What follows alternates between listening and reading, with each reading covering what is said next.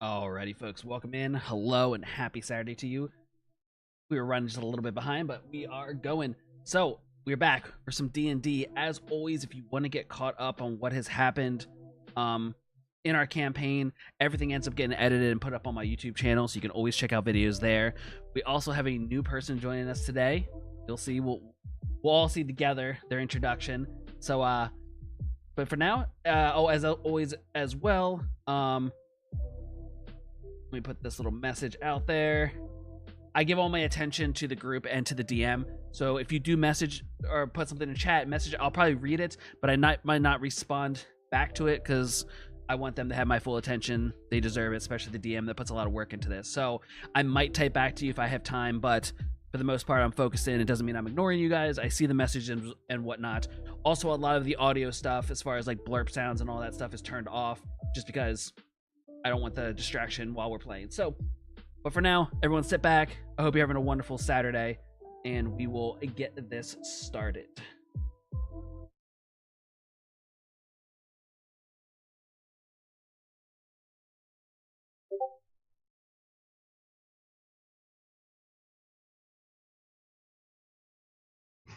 Hello, hello, hello. Alrighty. Hey. Hi, everybody. What's up, bud? We are good to go. Good to go. Let's get stuck in straight away. Just because Storm can't figure out any of the technical issues with streaming. And with that, the party have found themselves, after disembarking the Silent Tempest into the port town of Luskan, a heavily fogged over, dreary, large town on the Sword Coast. The party basically eventually had to deal with the disappearance of their crew and trying to figure out exactly where they were for long periods of time, navigating through the heavy fog and mist on the sea until they almost rampaged straight into the port infrastructure of the town. Thankfully being able to stop themselves through a calamity of spells and quick thinking on the party. They were then met with the portmaster, Derek Quill, DQ, Double Q, known for his overzealous and particular fascination with the paperwork required to keep the town of Luskan safe, especially in these trying times, as they have indicated to the party. The party were able to get their bearings in amongst the town. It's a well-developed, large town, and had found themselves inside a tavern in the middle of the town in the mid-afternoon, as it was. The party were surprised to find that this photo was still only about 2-3 p.m. actually in the afternoon, which caused a lot of surprise and intrigue with that. Quick feedback that we've been getting from the residents in the area, in particular within the Soggy Biscuit itself. We've got Tilda, our half-elf barkeep, as well as a few unremarkable, as they were described, patrons, who one of them instantly tried to kindly ask for their music not to be played and almost became public enemy number one for the party in the group. And with that, there were rumors and tension and paranoia rife throughout this town, but still almost like a low, dull energy, despite the intrigue, despite the confusion that's been rampant throughout the town of Luskan. The party found themselves, they decided to bunker down for the night. They'd had, although they'd seemed to have already quite a long sleep on the ship, or was it a sleep? We don't know. In the mire of the dead man. With that there, and we find ourselves with the party again in the next morning. Long rest, everybody's up, full health, spells, and coming down, and Tilda is the only one in the bar at the moment. No other patrons have entered the bar at this time, and the party have figured out. So first question is, who's already downstairs? Who's up and early? Who's the late risers of this group? Rian and Tobin are up. Yeah, so Tobin had to get up and pee because he was kind of scratching the door, and maybe Rian might have wanted to sleep in a little bit longer, but Tobin had to be let out. And Tobin is already downstairs, sitting near Rian, and has already been given a half bowl of water to start drinking with by Tilda. She didn't say anything. She just kind of just handed the water down, even before Rian needed to ask about it. Who's down with Rian at breakfast? I was gonna say Bo got up extra early so he could finally get off a few casts with his, the fishing equipment that I got in like episode 3. Yeah, so very good. Off the side, wherever was closest. Just he was down there getting a few casts off. Just okay, fantastic. Thinking about things. Cool. Could you do a wisdom saving throw for me, please? Oh, wonderful. I didn't think I was going to have to do that. Obviously, because you don't have to go wisdom. 11. Yeah, okay, that's fine. So as you're in the town, you had a relatively quiet spell in there. You thought you could hear a little bit of singing or a voice on the wind, but nothing that particularly caught your attention. So you tell me how you did with the fishing. No need to roll. You tell me how successful or whatever day that you had. Well, I'm gonna roll. Okay. I bought these dice. I will use them. It was a moderate success. Just a few little nibbles. No actual bites. No actual reels in. But yeah, so you're able to get something was in the water. I think even with that moderate roll, basically you were able to get 2-3 good, decent sized fish in that. And the reason for that in particular that you notice is because there hasn't been a lot of activity in and around the port of the town. There isn't anywhere near as much fishing traffic or other patrons of the port area. You can already see this time the fish population is actually not as, let's say, dipped into. So you were actually with very little effort. You're able to see that, and as you're deciding to walk away, the only other person that was coming up was a short man who's opening up a shack at the edge of the port. So he's even there before the port master's coming in. So he's opening up the sea shack that you would now know from the sign above it and the sign on the board to be Hookers Are Below, the sea shack. Great. So he's just quietly opening up, like, it's not like a metal shutter, it's more like boards, and he's taking them down, and quite rustic of a look. Okay. And as you can see in that, you can see obviously he's at the front and he's got a counter and he's got different bits and pieces, and in at the back there you can see what looks like an oven or a kiln. Do we make eye contact? Like, I heard him open it up. I'm sure he saw me just sitting down there. He would have seen you, but he's more like kind of giving you side eye, not like aggressive, but he's not.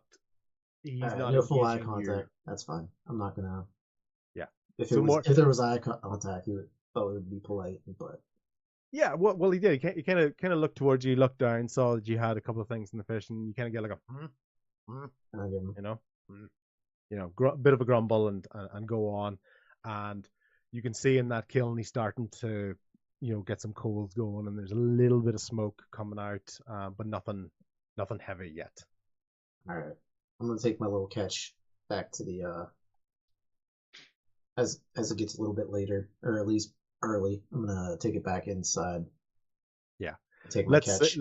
Let's say with that and Tobin being up, knowing his bedtime and things, and when he normally wakes up, let's say it's about 8:30 by the time you're coming back in, with your finally used fishing gear, and in the bucket you've got 3 fish in that, three moderate sized fish. Tilda just looks at you as you're walking in. Doesn't seem to react too much. You get the feeling it's not unusual for someone to be walking in with fish into her tavern, being a port town and all. Great. I'm gonna ask Tilda. Tilda, do you know any good breakfasts that you could use these fish? Yeah, of course. You can either have them cooked or uncooked. Just don't put them in chocolate cupcakes, please. Yeah, but we'll take them. I prefer cooked fish. Okay, and do you want to you know about our BYOF, right? I do not. No, is that a common thing here? I Yeah, guess well, being a port town. as you can imagine, we are a business. We sell food and drink, and you can't really be bringing in your own food. So if you'd like a skinning and just a little skinning and deboning charge, we'll prep them up for you right now. Oh, that'd be perfect. Yeah. All right. Sounds good. Saves me the trouble. Yeah, fantastic. She takes them off, yeah, and then she's gonna go into the back. And at the moment, she's the only one working, but you guys are the only other patrons. So she's not behind the bar. She's in at basically a bit of a makeshift kitchen, and you can hear chopping and rough grating of the skin and stuff. But you get the feeling it's still quite swift the way she does it. So it is very quick to chop chop. Chop, chop. You know, it's she definitely knows a way around it. This is not Nice. an unusual request for her. And you do get the feeling that when she's saying that it wasn't cheeky when she was asking that. It's Mhm. just not the first time she's had to do it, so it's probably you think it's more streams than she does. So Perfect. yeah. I'm So gonna sit- basically, given sort of a good sort of cooking time, let's say 78 minutes. Nicely, cooked with the skin on. Very very nicely well prepared, and a few additional vegetables to go with that. Nothing fancy, just a few vegetables, boiled, and not presented like a Michelin chef or anything. Functional, but very tasty and nice and warm. And she naturally puts out 3 dishes onto the plate. She assumes that it's for you and Rain, but there's only 2 of you, but she still puts out 3 dishes. Perfect. Oh, thank you so much, Dylan. That is fantastic. What You're a- welcome. You're welcome, kid. Rian puts her plate on the floor for Tobin. Okay, so Nice. there's still another one. So there's 3 dishes. There was one put in front of you, one put in front of Bo, and there's a third one. So are you putting yours, or are you putting the third one in front of Tobin? I wasn't sure if the third one was empty. Yeah. Just one of the plates is going on the floor. Okay, That's fine. three. Tobin picks it up and he starts to nibble on it, and he basically gives that mad shake, and unfortunately, bits of fish kind of spread at your feet and across the bar until they're looking at. And you can see she'll clean that up later on, but you don't see any sort of aggression or annoyance from her at the dog. Well, that's good that she's not mad at the dog. Cool. All right, well, Anybody yeah. else? Anybody else coming up? Sorry, Bo. I'll come back to you once. No, it's fine. I was just Vamping. Okay, cool. So who's the Claude and Tommy and Viator? Have we got late sleepers or anybody else sort of coming in, coming downstairs at that time, or are you already up doing something else? Cloud's out back practicing sword forms. Okay. Didn't sleep well. Cool. Are you gonna walk in through the back door? Yeah, I'll come in. I guess around the same time as everybody else is coming down for breakfast. Yeah, that's fine. So at that basically, let's say you're walking in through the back door as Tilda has laid down the 3 plates. Rain has put one of them down to Tobin, and Tilda just looks back. She's not surprised. She was up early as well. She saw you going out. She kind of heard you moving about, but not like I'm annoyed that you kept me up last night. Just she knows you've been out there for a little while. since 3 a.m. Yeah. Probably not Just far kidding. from that. Yeah. Can I get you a drink, Claude? Water would be great. I appreciate it. Okay, and she's gonna go back. She's gonna step over a little bit of the fish that Tobin flung around. Tobin's still sniffing around the ground, trying to pick up any of the last bits of fish that got spread about, and she's kind of just walking around that fish, and she's going to go to a tap and bring you over basically like a wooden mug, kind of like a not quite full keg size, but more like a wooden mug of water. They come in Tilda, pints. can I have a morning ale as well? Just wash it down. Yeah, so she comes over and she's got that as well, and she says, so it's there's a it's basically it's actually another one of the Chesterfield eels. It's got elements of sea salt in there. It just kind of emphasizes the natural strength of the area. I'm gonna take the tail of cut off the tail of the fish and put it in my ale. I saw a guy do this once. She looks at it and goes, "Oh, it's been a while since I've seen that." But yeah, go ahead. That actually should sit in quite well. Should sit in quite well. Her facial expression doesn't really change, so it's not exactly a super pleasant smiley face, but at least her demeanor and the way she talks, you kind of just get the feeling it's not quite resting face. It's just just keep it family friendly on that indifferent. Just full indifference. It's just a kind of a relatively stoic face. It's not a very expressive face. Yeah. Cool. Call it if you want. There's a third plate. Tobin didn't seem like he enjoyed it too much. I don't know if you want fresh sea bass. Just got it this morning. I was offering you, Claude. Oh, me. Yeah, I'd rather not have fish for breakfast, but I appreciate it. Yeah. Right. Do you want to, Claude? Do you want like a porridge or anything? I know you've been up for a little while. Do you want something to get started on just water? You have bacon? No, Anything don't have salted? bacon. We don't. There hasn't been a real run supply done in a little while. It's more sort of oats and vegetables and stuff that we have closer by. We have a few sort of fungal and mushroom dishes, just sort of wild things that are in the area that we've kind of learned to prepare. It is good, but it's up to yourself. You might be in a little bit just more of a meat form. Porridge would be perfectly fine. She's gonna go back and she's gonna make up a quick cooked porridge. Little bit of goat milk in there as well, and it's gonna come back and it's gonna be nice and warm. The bowl itself is, unfortunately, maybe overlooked. It's a little bit wet itself. Maybe it didn't get dried off quite as well, just a little bit wet. So you can get like the bowl itself is kind of a little bit cold, a little bit wet, but the porridge itself is still nice and flavorful. And there's a strawberry in that as well, just to give something. Kind of look sideways at the ale and fish for breakfast. Yeah. Kind of freaking me out. I take a big gulp while staring Claude down. I'm used to fish, but I will admit that this is maybe not my all-time favorite drink. Okay, fantastic. The drink often. Okay, who's up last, Viator or Tommy? Tommy, are you the latest sleeper, or are you going to be getting up? Yeah. So Tommy did not sleep barely slept, and as the other folks, nobody gets the benefit of a long rest because nobody bloody slept well. You all your hit points are gone. No spells lost. Nobody bloody slept last night. Okay. Everybody's exhausted. Tommy has been up for a couple hours as other people went out. Tommy has been pacing the room back and forth, and just his emotions are up and down. He still feels so abandoned by his crew.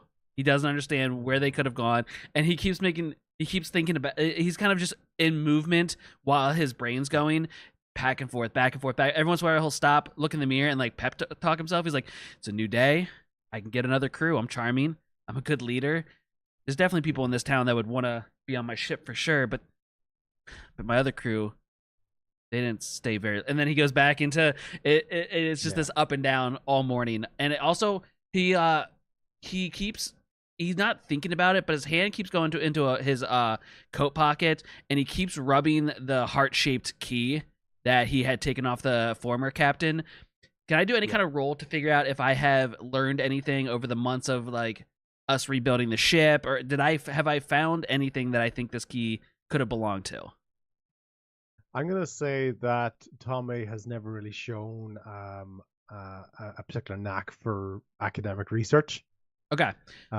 So basically, unless you kind of were sort of told something, or even times when people have been in libraries, Tommy's never really been there or looking at bookshelves. So no, you wouldn't have Okay. any further. You're kind of just hoping that you find the answer somewhere. Then Tommy is kind of not even really thinking about it, is absentmindedly rubbing it, almost looking for guidance from his former captain, but not in his head thinking that. It's just kind of where his hand is at right now as he's pacing back and forth. Okay, fantastic. Guys, anyone who's downstairs can basically every so often hear a little bit of a creak of the floorboards above you, just slightly rhythmic. You can kind of assume it's relative from the room that one of you guys would be, but you don't know what it is. But there's a little bit of a creak. Maybe the odd bit of dust or whatever will fall between the floorboards that are above you, but more over the other tables as opposed to falling into your food. But you can hear the creaking of the table back and forth.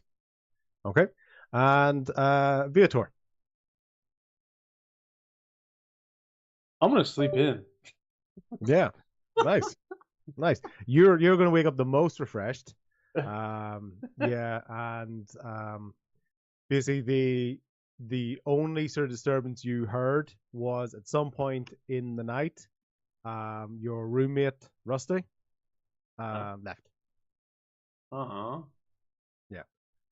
But you were kind of just half sleeping. You don't know if he came back in, but if you were to look over, like the bed's not there. And yeah, that's what you think of at the moment. All right. I guess I'll smell breakfast and I'll slowly get up, start like wonder about Rusty, and then like slowly get together and start heading downstairs. Strong aroma of sea bass. Yeah, you're getting salt air eel, sea bass, some boiled vegetables, even a little bit of that sort of warmth of porridge and stuff as well. And as you get to the bottom of the steps, you have to step over one little bit of fish flesh. But as you do that, basically Tobin runs over and scoops it up and basically gets the last bit of that at your feet and gives you a wee tail wag as he sees you up. All right. I don't know how to pet him because I missed him. I feel like I haven't interacted with him in a while. Yeah. That's good. I'm not going to make you roll in case you slap the pup. Yeah, you don't feel when trying to pet Tobin, and he just excitedly takes the scratches behind the ear, turns around basically so you can scratch the bottom of his tail, just right the butt, and maybe do you give him a belly rub when he's standing there? Yeah, he's earned and it. It seems like he loves like you do give really good belly rubs, right? Yeah. And he can just feel it. I've heard that. Yeah. So he gets that, and then he basically pops back over beside Rian, and he's just kind of sitting, and he's kind of standing up. You can see him on his back legs, and he's looking out the window, and just the nose is going crazy. All the new smells in the area, and you're at the coast and the sea, so his nose is going crazy, just looking out for stuff. Okay. Tommy, do you eventually come downstairs? I do, yeah. Probably after Tell, it's probably been another 20 minutes. But as Tommy's coming downstairs, he has the full look of confidence on his face. Like he's hiding any emotions that people saw yesterday is gone. He's back to very upright. What comes on walking down. He is very confident. Says good morning to everybody. It's going to be another wonderful day, and just kind of sits down. Insight check on Tommy. I'm going to ask Tommy to do a performance check, and then anybody who's actually looking at Tommy can do an insight check. Oh, fucking bastard. I rolled a 24. 24, okay. I got an 8. Unless anybody gets higher than 24, you guys are convinced that Tommy thinks that he's confident. Like, this is almost Tommy in his element. He's like, man, nothing gets this guy down. You know, he's just resilient, and he's, you know, and almost to the point of, they even care about his crew. You know, it's like, yeah, sure, you know, the ship's fine. He's still got a ship, and he's a well-known hero, and he's thinking about all of his accomplishments. As far as you're concerned, he's kind of strutting downstairs. Until the guys, what can I get you? What can I get you, Tommy? I'm good for the morning. Just the water will do me. Gotta be clear-headed. It's gonna be a big day. Yeah. And then Viator, sorry. What can I get you? I think I'm gonna hold off on the fish as well. Yep. Not my favorite, but I'll take a little porridge and some water as well. Yeah, cool. And over to the table, there's enough for there's basically enough for with it being the 5 of you. There's 2 on each side, and whoever came last is sitting on the end of the table. The end of the table looks out a window down the street, and everybody else. So obviously, it's either the window is either to your left or to your right. Rain is the one sitting closest to the window because she's got Tobin there, and Tobin's looking out the window as well.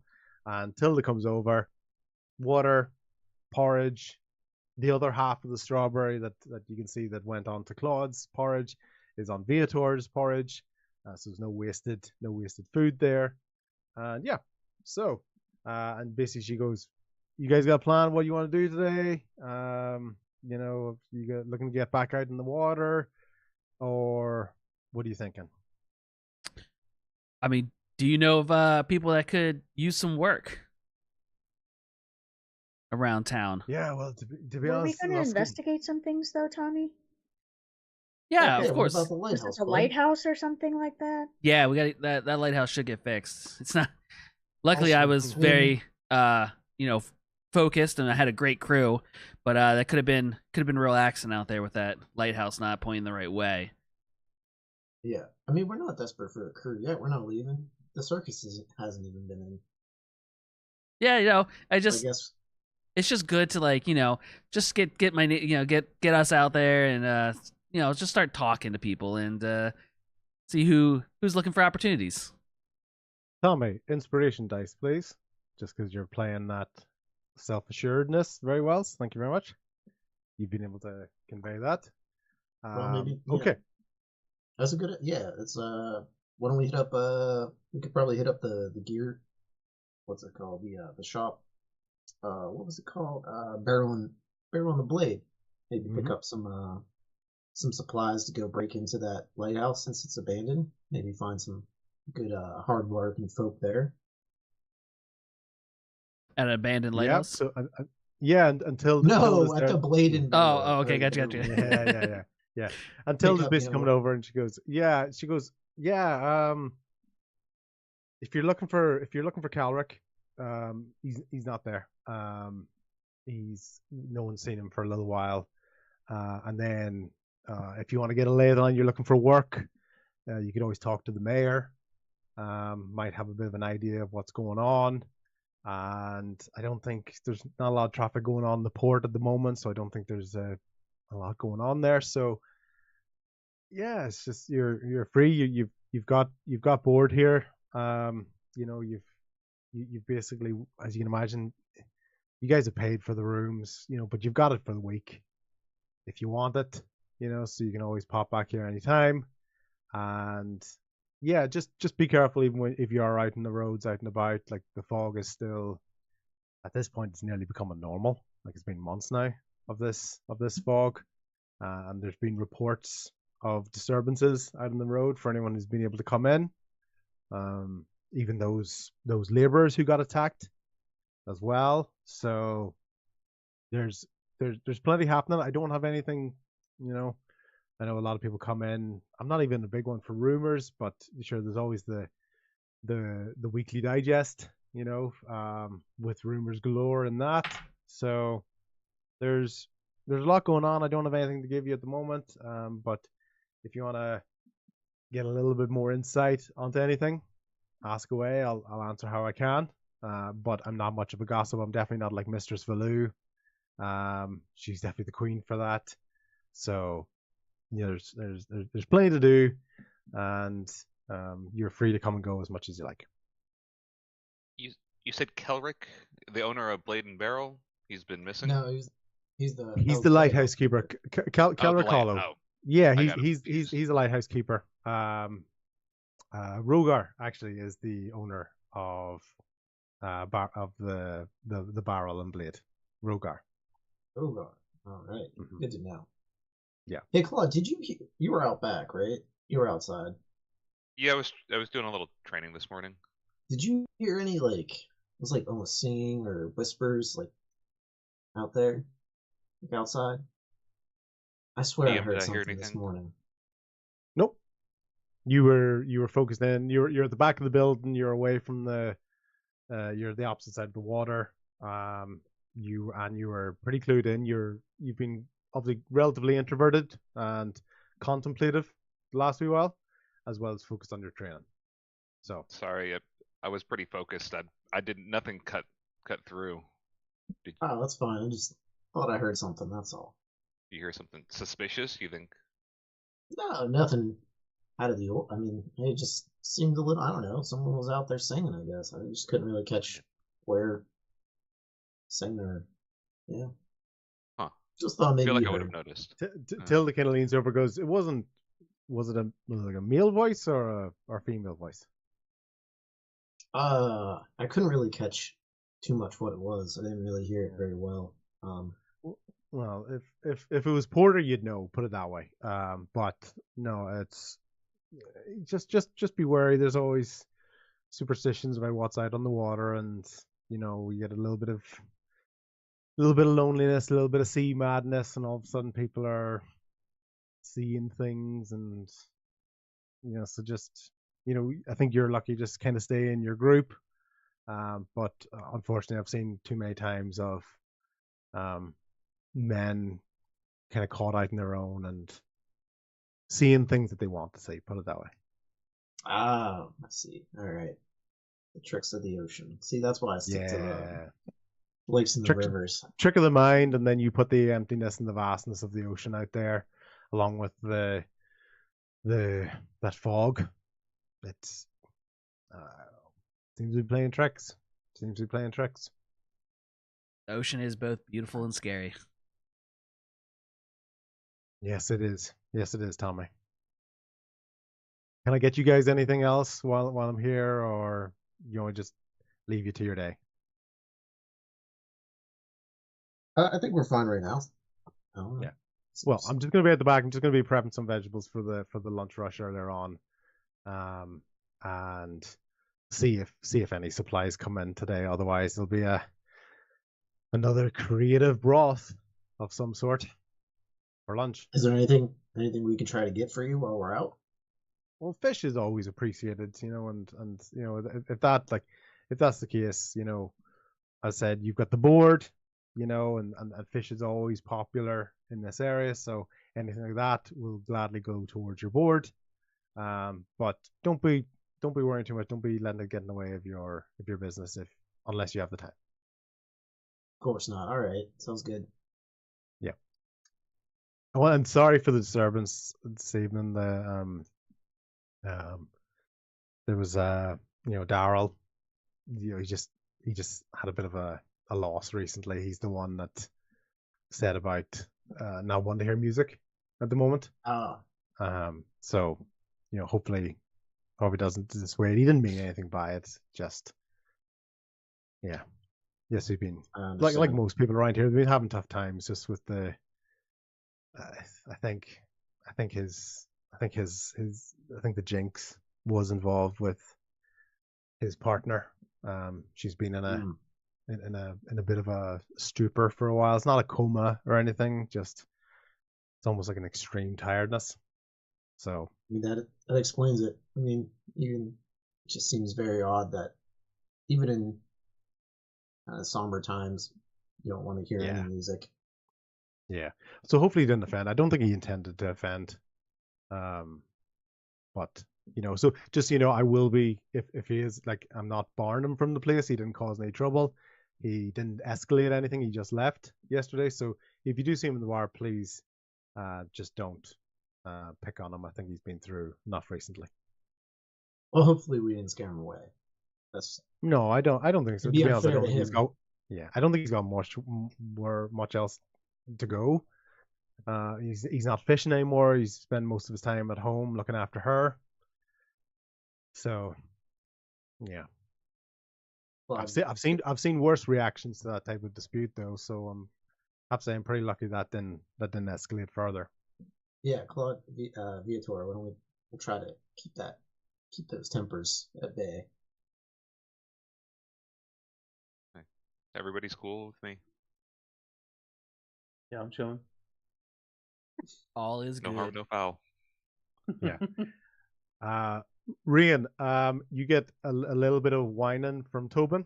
As you can see, Tobin is basically watching a couple of people out in the street, sort of walking by. Some people are going. You can see sort of shops starting to open up a bit. It's getting to say about 9:30 at this stage, so shops are starting to open.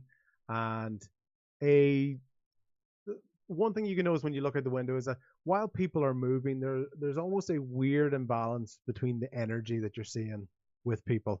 There's almost a natural low energy of people as they're walking around. Yet small conflicts or disagreements seem to escalate quite quickly.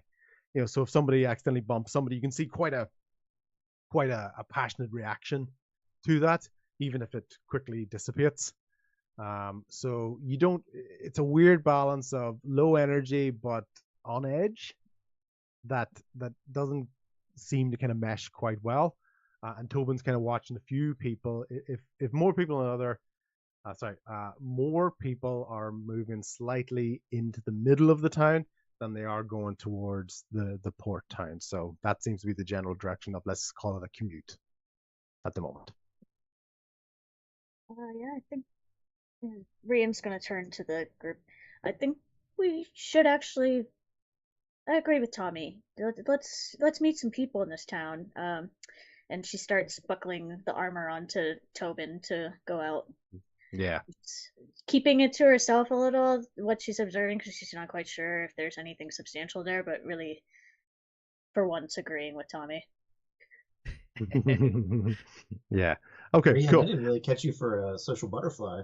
You want to go meet people? We're not meeting them, we're just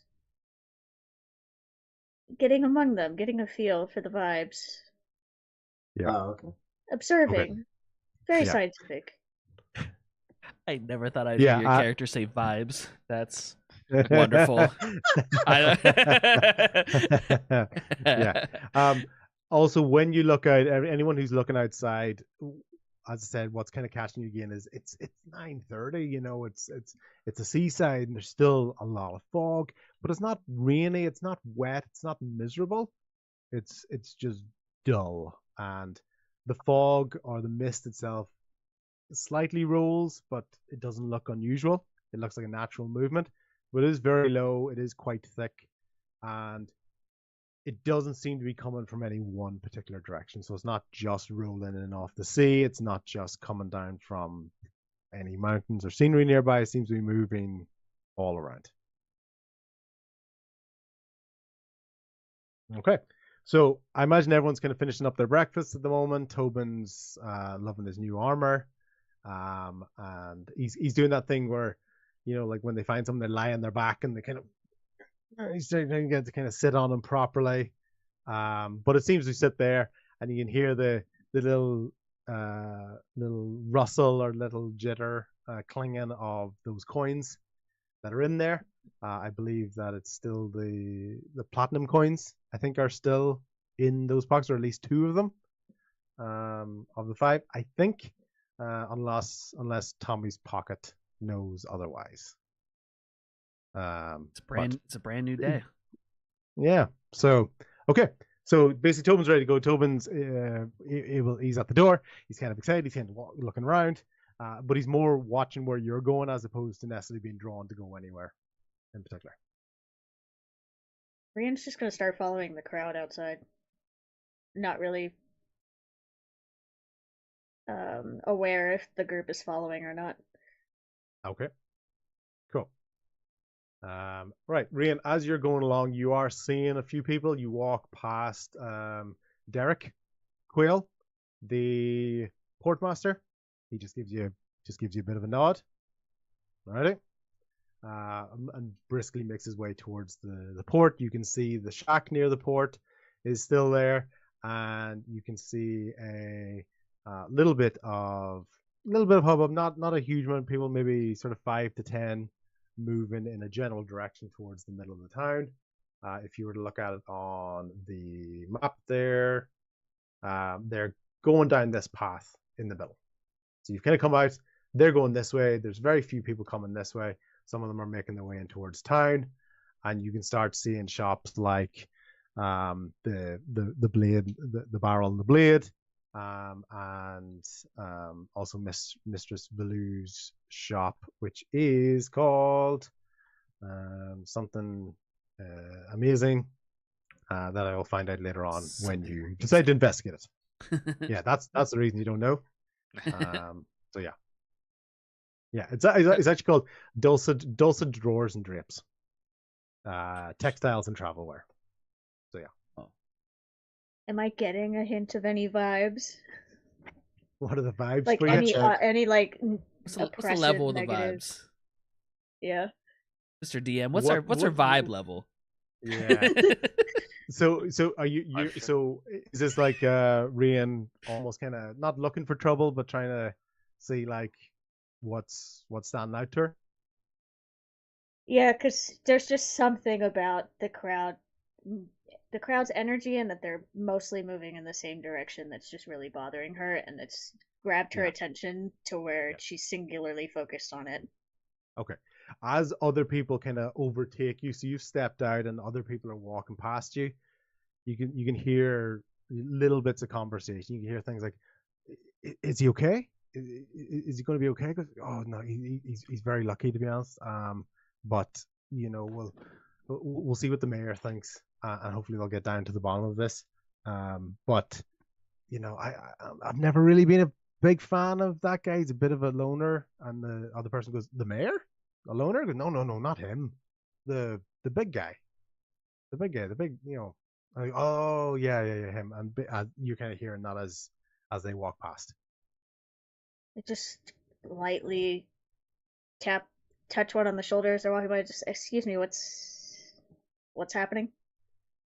Oh, there's like a bit of there's a trial, to be honest. It's not a formal thing, but there's basically almost a mini town meeting going on at the moment with the mayor.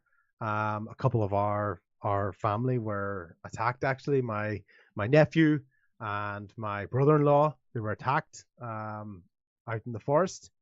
They're laborers, they're timber laborers.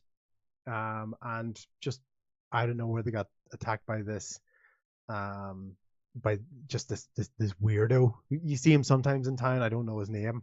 But yeah, we're gonna see if we can sort this out once and for all. Huh. That's all Rian says. Just huh. Yeah. And then Yeah. she'll just for a moment remember the party and look back. Can I see anybody through the window or the door if anybody's stepped out? I finished. Yeah. Bo would have been finishing his drink and probably been stepping out and looking for where Rian might have went. Okay, Yeah. I'll just shoot a Coming up back in message the rest to of the you party. and be like, Okay. "Hey, weird things happening in the city square. Where that was the center. Mhm. Yeah. Let's go." All right, I'm gonna look back and be like, "All right, guys, we gotta go. That- Something's going on." There's always that part of me that's like, I hope I haven't. Rian said there's a public hanging out in the- I'm trying to create intrigue without sounding like without railroad. You can do whatever you want, Rian. So yeah. Rian said there's something going on in the town center. I don't know, maybe like a Trying public to rely execution or on her something. friends more. Yeah. Let's go check it out. Oh, okay, I mean, very good. Rian for the first time agreed with Tommy, so Tommy would definitely 100% be coming to follow. But also two things I want. I can roll for it. One, when I step out, I want to look at the dock. Is my ship still at the dock?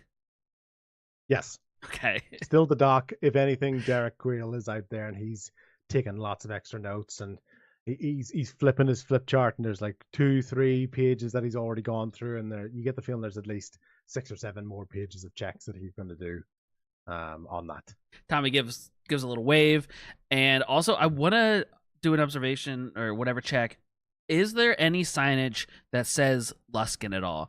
Because Tommy, during his pacing over the hours of the morning, has this.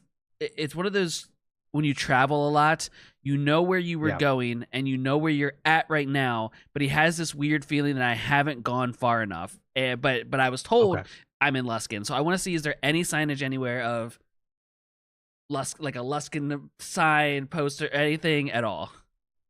Yeah. No blatant one. What you would think though is, you've got the port area nearby. I do believe Derek said Luskin, He did. which is the only sort of indication you've got. And if you were to try to think about why there might not be a big sign, is because you don't really see a lot of big signs in the town itself. You're more likely to see that on the outskirts of a town of someone who's entering. But no, you don't see any sort of other sign that would indicate whether you actually are in Luskin or not. Okay, Tommy. Then Tommy took Derek for his word. You did know about Lusk, or from what you remember about Luskin having a lighthouse, so that also kind of supports that this might be Luskin. Yeah, but no definitive sign. Tommy's very going with what he was told, but he has that little small itch in the back of his head that's just of just naturally traveling on the sea, that he feels like I'm being told where I'm at, but I almost feel like I haven't gone there far enough. Okay. But he doesn't tell that to anybody. It's just that little itch in the back of his head. But he follows. He goes out to the road to follow where everybody's going. Okay, fantastic. Okay, cool. Anybody else want to do anything in the bar, in the tavern, before you make your way out to the front of the building and start walking? I'll follow Bo. Okay. I'll follow as well. Cool. Tobin's out He's front following with Rian. And if anything, you can all see Derek Queel Portmaster going through his checks. You can see a little bit more smoke billowing out of that shack. You can see a small, as you're going in towards the town, you can see a relatively dark shop that has the name The Barrel and Blade on it. The door's open, still looks quite dark on the inside. And on the other side of the street, as you're walking in, you see another little shop, which is being meticulously cleaned by a gnomish woman who's kind of dusting everything down for anything. And she's, there's like drapes on the door, around the door. And so she's doing her best to kind of upkeep that. And even as you go along, maybe little bits of like seaweed on the ground, nothing, or a bit of paper kind of floating by in the wind. And people making their way towards a building in the center of the town that people seem to be congregating around, and you can see one guard outside this building as well. Do you want to walk towards that, or do you want to check out any other buildings along the way first? Rian's singularly focused still, so. Okay, fantastic. Okay. I was going to be right behind Rian. Yeah. Okay. Cool. This is the building you come up to. So it's a little bit big. It's a little bit bigger in terms of, you can see there's that square bit at the side, but that building does continue a little bit down the line. It almost looks like it used to be a factory, but this is now the new sort of makeshift entrance on that. Okay, so it does have a good distance that it goes along the back. You can see one guard who's sitting there at the front. A wooden door, people congregating, some people moving into the building, and a little sign that just says "Only good news inside" on that. So this is the Luskin City Hall, and your knowledge of this is actually being a town. This is almost like an aspirational. This is a relatively new sign. You can almost get the feeling that they want to be considered a city, or they have ambitions to be a city. So they're calling this City Hall. And that door is open. People are able to walk through. The guard doesn't seem to be looking at anybody or making checks for anybody. People are asking him questions, and he's answering as best he can and letting them go in. Rian's gonna walk in, and is there seating inside? Yeah, so there's a bit of seating. There's only a few seats left. There's maybe seats for about, let's say, 4 people, and there's some standing room near the back. And at the front, you can see what looks like a little bit of a podium, and then there's a sort of a circular sort of makeshift stage in that. Not like the the noose in Daggerford, where it was the big makeshift stand. So you can see there's some sitting space. There's quite a few people in there. There's only some seating left. Won't be enough for everybody to sit though, because you can Oh, see the Rian's whole just room gonna right stand here. on the back wall so she can observe everybody and Yep. call Tobin to heal. Okay. And people look over towards Rain and take a look at her and goes, "Oh, what a lovely dog. Do you mind if I pet him?" I do mind. Tobin looks disappointed at this response because he was looking for some pets, but he's not getting any pets. So, but he's with Rain. If Rain says no one pets him, then that's fine. So he's gonna take a seat. She'll reach Um, down and scratch his head, just as a yeah. consolation. Yeah, exactly. He's gonna wiggle at that. That's enough for him. The- Okay, cool. Does his armor in say, terms of "I'm the- working. Please don't pet"? He was an emotional support animal That's at the last town. Yeah. Exactly. Yeah. Yeah. Okay, let's say seating wise, there are 4 seats. Rian's already decided to stand at the moment. There's 2 near the front, 1 in the middle, one in the middle slightly closer to the main stage. The 2 at the front, when I say the front, they're near that sort of makeshift stage. And then there's 1 in the row that's directly in front of Rian. So who wants to sit where or who wants to stand? What's your thoughts? Bo's gonna take a seat in the middle. He was thinking about staying, but he's gonna take that seat in the middle. Okay. You did say Cool. there was a seat in the middle, right? Yep. Seat in the Okay. middle, on the far. So you've got, let's say, 2 front row on the right, 1 middle on the left, and Rian's near the door, and there's a seat like in that back row just in front of her. So anyone who's there could basically lean back and talk to Rian. Right there. I'll stand in the back as well. Okay, you're gonna take a seat. You're gonna stand. Stand. Okay, cool. Tommy and Viator, what do you guys want to do?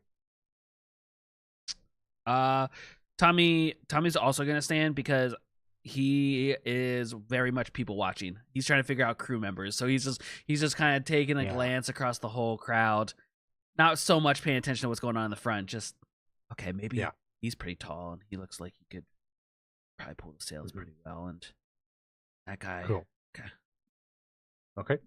Viator, first of all, are you dressed in your not bright clothing, or are you more in your sort of tell gear? Let's call it that. I'm in my tell gear, no clown gear today. Okay, that's just you're kind of keeping to yourself. Tell, where do you want to sit? Do you want to sit up near the front, kind of to be able to hear what's going on, or are you going to stand with all the cool kids at the back of the classroom? Let me sit. I want to sit. Okay, cool. Well, there's 1 up near the front. So you've got Tommy and Claude. You're standing at the back, if I can remember. Any of you want to take that seat? That's at the back. Yeah, I already said I'll sit. You're sat in the middle. That's right. Nah, I'm gonna stay standing. It's easier to see over everybody if I'm standing than sitting. Man, tell it's me like 6'4". Claude, there's a woman beside you. Basically, walks up and just goes, "Sorry, excuse me, is that seat taken?" Help yourself, as far as I Thank know. you very much. Thank you very much. So she takes the seat now. So you guys are standing at the back. There's no seat in front of you guys. Bo is in the middle. Bo, from your direction in the middle, you can kind of see slightly through the side curtain of, let's call this sort of makeshift stage area. There's a large door behind this stage, sort of big open door. Yeah. And Can I get a Tell- good look through that? Can I? it's closed at the moment. It's closed at the Oh, moment. I thought you said I could see a little bit. All right. Sorry. You can see into the side curtain. So you imagine like a stage, and you can almost kind of see the side stage. All right. And yeah, and you can see a guy in a relatively nice robe having sort of one last bit of a conversation. You get the feeling he's about to come on stage. Okay. People, Tell, you're at the front. You can see near your seat. There's a set of stairs off to your right going down, and you hear that door open as you're sitting there. So you're the first one to notice this door kind of down below you is opening. Okay. Okay. Right. So, as that's happening, basically this door opens and a gentleman comes on stage. He goes, "Ladies and gentlemen, thank you very much for coming in today. It's a beautiful morning today. Isn't it a lovely morning in Luskin, everybody? And I just want to thank everybody for coming out today and doing their civic duty. Basically, we're not going to take too long today. We just want to be able to get to the bottom of this. It's not a we're not looking for blame. We're just looking to find out the truth. You know, we just want to be able to settle people's nerves and make sure everything's happening okay, right? And he goes, okay, you know, yeah, I know it was the mayor, and he takes off the mayor thing and puts it in and goes, yeah, I'm just Erlen. You know me. My family's been here for years. We needed someone to be up front, so I'll take care of this. I'm going to ask our first, let's say, witness of the day to come up. I please ask that there be no shouting or intimidation from the crowd. Sorry, it's my dog.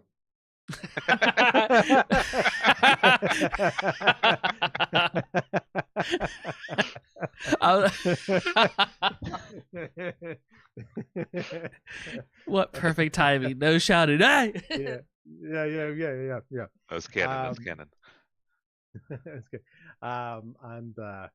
That briefly distracts the mayor, but he gets back to it. Just keep it down, please. We're here to hear everybody's point of view, and you can hear other guys goes, "What do you mean? You did us?" And a little bit, please, everybody. It's not a court.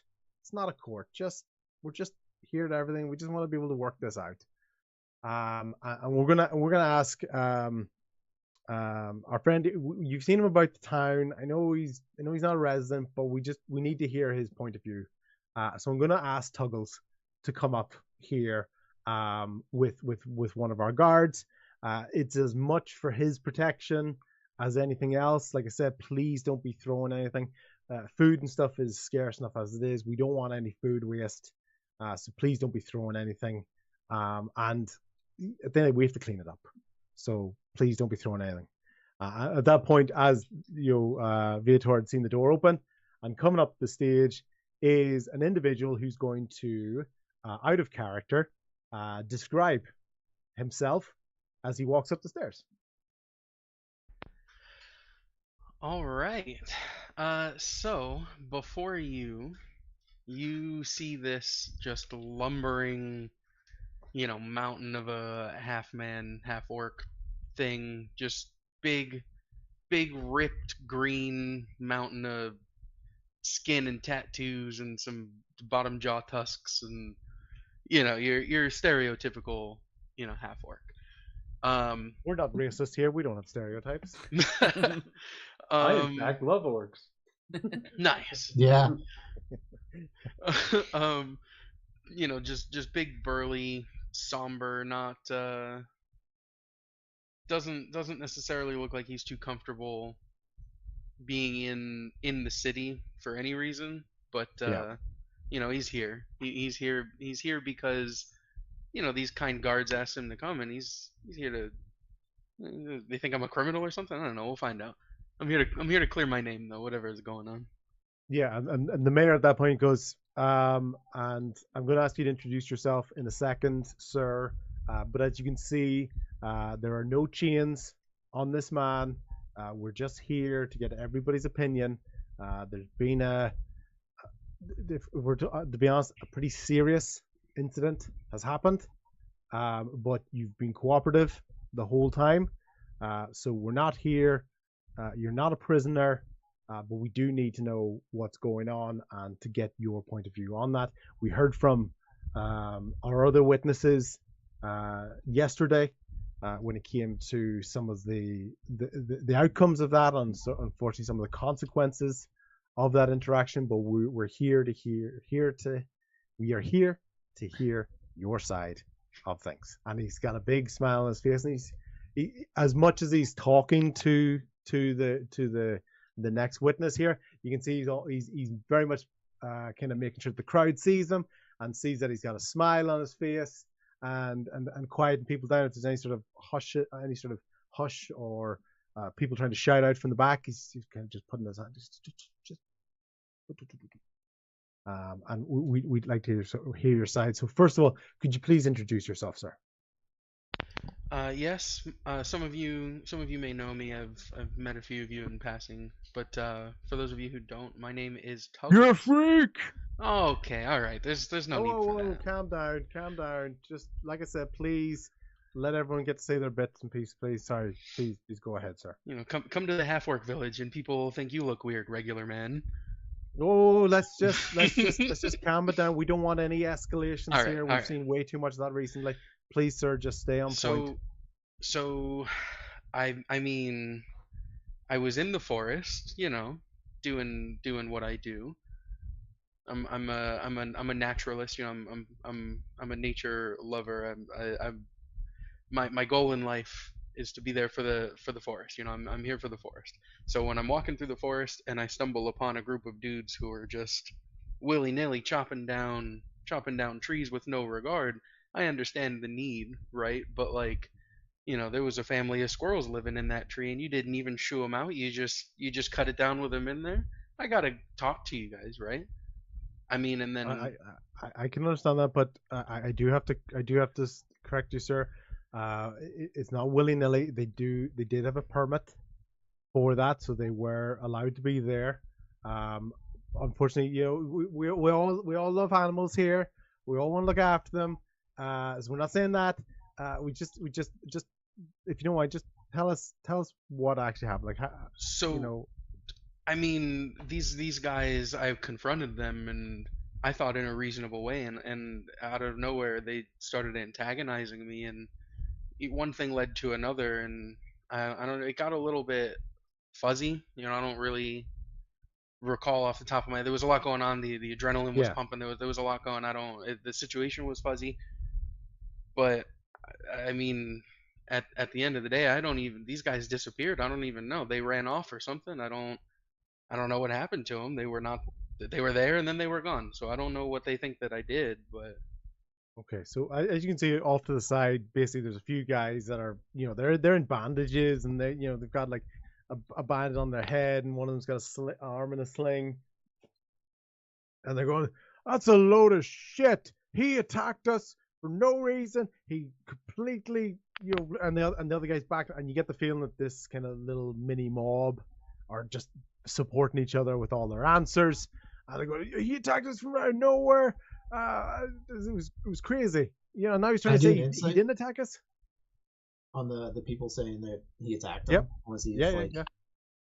You'll be the only one who knows the answer because no one's sitting beside you at the moment. So everyone else, he can get the answer, but he was the only one.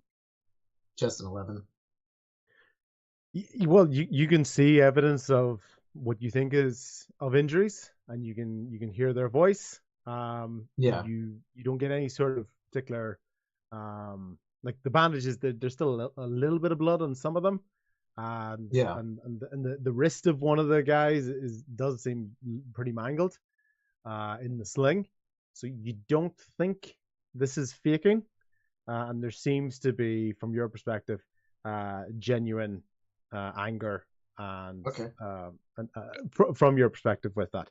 So and then the mayor comes up and goes, "So sir, you say you didn't even attack these men?"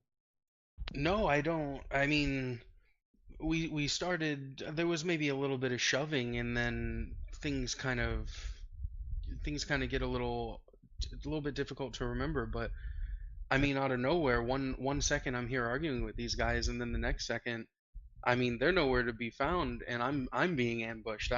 They think that I'm attacking them. I was the one that was attacked by these creatures. I had to fight them off for my life. And okay, this is the first time we're hearing about this. But I had a brief chat with you yesterday, so nothing you say is a real surprise to me. But I wanted to make sure, in the air of transparency in this city of Luskan, we're the town built on this.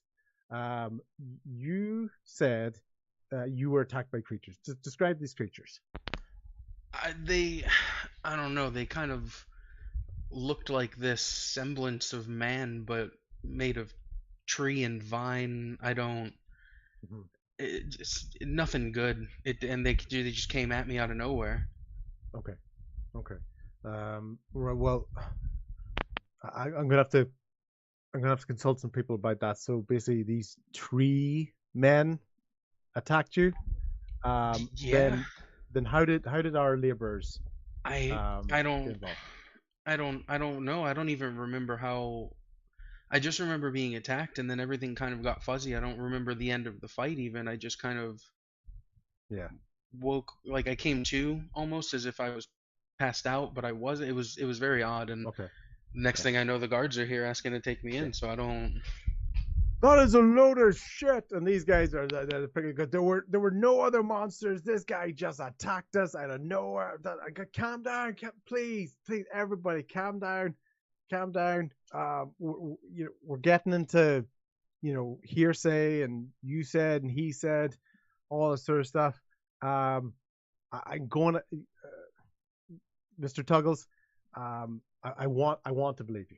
I am one of you. I welcome everybody into this town. Every potential resident and voter in this town. I want everybody to feel welcome here. But we have to look after ourselves. These men were doing a job. We have had situations of swift escalations into arguments, which as a town we have to really look at ourselves. And someone goes, "It's the Jinx." And you go, "Oh, just calm down. Just it's not just his temper's getting a flare. There's nothing going on.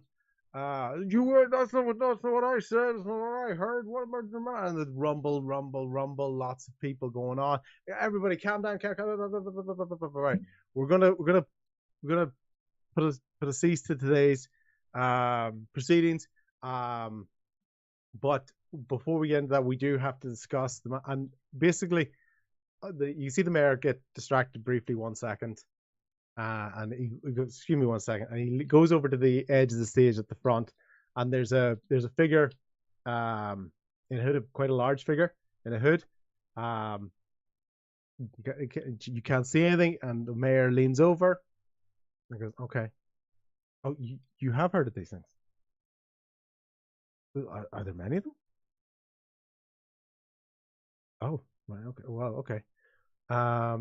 And before he comes back to stage, the fellow in the hood sort of slips away off to the side, and I door everyone's there, and the mayor takes his time, and you can see a very confused look in his face. He goes, "It has come to my attention that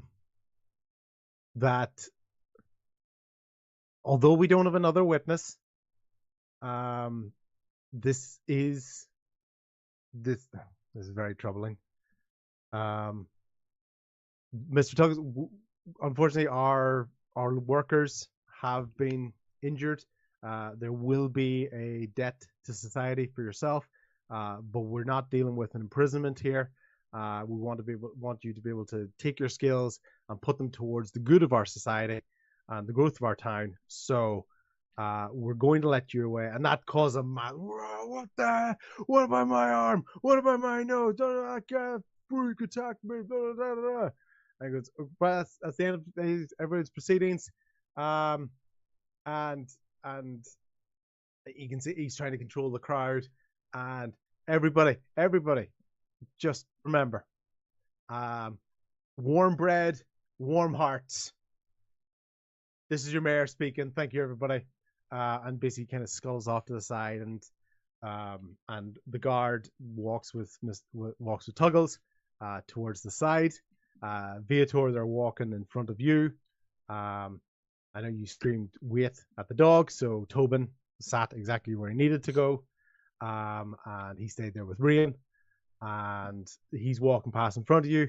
Boduk, you were able to see the mayor go there. You just saw the back of the hooded figure. Sorry? I'm going to try to follow them, like through the crowd. Yeah.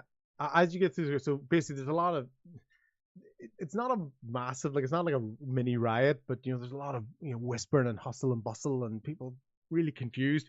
But you don't get the feeling of any sort of feeling of injustice with anybody in the crowd, other than the guys who were injured, right? Maybe some odd family members, right? But even then, it's not like a blood rage. It's more of a fear and like, oh my god, and And some people going, I was never quite sure about him. You know, I'm kind of glad he doesn't live near me. And little sort of whispers of that, which you get are about Tuggles. And just before they go down the stairs, the guard is there, and Tuggles basically has a quick conversation with the guard, and the guard says, Tuggles, I'm not sure. Like, I believe you. But you can see the injuries from those guys. Like, those are real injuries. I looked after those guys. They really got hurt. And I want to believe you, man, but like, I know how big and strong you are. And Bo, you're kind of hearing this as you're walking towards Tuggles. Yeah, you're kind of getting the end of that. Stairs. Okay. Yeah, you're kind of getting towards. You're kind of hearing the end of this. So Tuggles, I'm just gonna say, just try to lay low for a little bit, okay? We'll keep in contact with yourself and the mayor. There's probably something you can do to kind of make it up. But you know we don't. Yes. Sorry.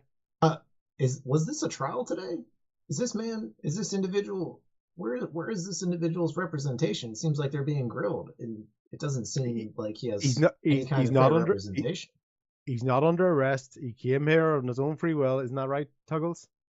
You're usually absolutely. Yeah, but you were talking about punitive, restitutions. Like, it's more about like unfortunately we can't just let anybody do what they want. We're trying to come up with a fair system. We don't have an official prison here. We don't want people clogging up cells when we know that, well, based on the character, that they can do some good, and I know Tuggles can do some good. It's just you can't really argue with that. Like, you saw their injuries. No, but why don't you give the individual a chance to prove it? I mean, all you're asking for is you're asking for everybody's story, but can you do an insight or a perception on the guard? I'll do. I guess either's the same. Well, yeah. That's a 14. Okay, so you speaking up quickly is kind of putting him on edge a little bit. All right, and you're going to see a reaction from him. It's not overboard, but he's going to go, sir, please don't escalate this. Like, it's really not that. Like, it's between Mr. Tuggles and the town. He is cooperating, aren't you, Mr. Tuggles? So please settle down. We've seen way too many of these disturbances recently. It's not worth this. It's not, sir. It's not worth this effort. We're just going to ask everyone to take a step back. Sir, please. And everyone's starting to look at you now. Tommy, Claude, Rain at the back. You can hear the voice of the guy rising above the crowd. You can see everyone kind of looking towards it. Viator, you're closer. You can hear word for word what's happening. The guy doesn't sound aggressive. He's scared. Like, he's scared, right? Somebody's coming up to him, and you get the feeling he's seen some things, and he's seen the way these things have gotten out of hand recently, and he's just trying to keep things, and he's starting to panic a little bit. Tuggles, is there anything you want to do at the moment? I'll kind of put my hand on the back in a friendly manner of both of these people. This random dude who just walked up in the garden. I'll be like, fellas, and I'll try to just kind of calm the situation down a little bit and be like, I think we're all okay here. I understand the way that the laws of your city work. I might not love it. I might not love being here and being a part of it, but I understand that things happen for a reason. I'll take the community service, and I'll deal with the mayor. We'll figure all of this out. I think we're leaving today in a good position. As I kind of glance over my shoulder at the dudes who are all beat to hell, I'm like, I think we're all leaving here in a good way today. Those guys are giving you daggers, because as far as I can, Can I roll an insight check on Tuggles here, because he seems to put forth a very calm demeanor. I want to see if he's being sincere about it. Yeah, and I don't think Tuggles is trying to perform or anything, so I don't think there's a check. You're just trying to get your perception of whether you think his reaction is genuine. Yeah, it's a 22.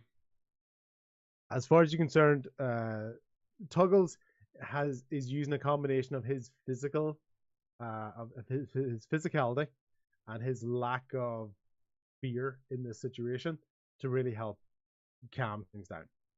and he's getting this across. Tuggles, would you describe yourself as quite an eloquent orc, or is it more of it's more of a sort of a broken English type thing? Yeah, I'm very gruff and picture a man who has lived in the woods for always of his life, for just all of it, the whole thing. Okay. So it's short to the point. I can handle society, but I'm very much like, all right, get me done and get me out of here.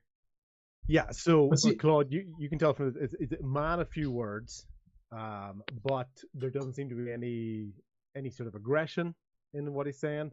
There doesn't seem to be any signs of deceit that you can tell from your position at the back of the room. And I'm not here to cause trouble. I just wanted to make sure an individual such as himself, he doesn't seem accustomed to what we would deem normal society. I just wanted to make sure that they had. Well, as far as I'm concerned, he's the one acting calm, and you're the one picking trouble. Okay, sir. I don't believe I came at this too aggressively. Sir, I'm not here to argue. I'm just asking you to back away. Just please. I don't want to cause anything. There's a lot of people around here. Just please lower your voice. Lower your voice. It's a weird one because like he's telling you, it's that classic thing where somebody goes, "I don't care." They say in a really angry voice. He goes like, "Calm down," and he's looking at Tuggles, and every time he kind of looks at Tuggles, he's not worried about Tuggles. Like Tuggles is the physically, is a physical specimen here beside him, like almost kind of overlooking him, and yet he's more scared of you than he is of the massive half orc beside him. I'm gonna shoot a message to Tuggles, and just gonna say, come find us if you need us. Look for the battle dog. Tuggles is gonna look extremely just distraught on his face as like this voice in his brain, and he's like, "What the heck? What?" And he's like looking around up above him. and this has caused the guard to freak out because now the calm Tuggles is beside him, and he's freaking out. Goes, Tuggles, calm down, just take a breath. Tuggles, Tuggles, I imagine, is not playing this off well. He's like, "What is this voice? I don't know what's going on. This is freaking the guard out." They go, I'm gonna ask you to step back, or we're gonna have to tell the mayor. Yeah, I tried to step back a while ago. I'm gonna step back. Rian's back there watching all this, getting really triggered from what happened to her in her own village, getting persecuted by her own people, and she's like getting really shocky right now. There's little arcs of lightning coming out of her hands, and she's just focused. A few women at the back and a few of the other ones, they're starting to like, whoa.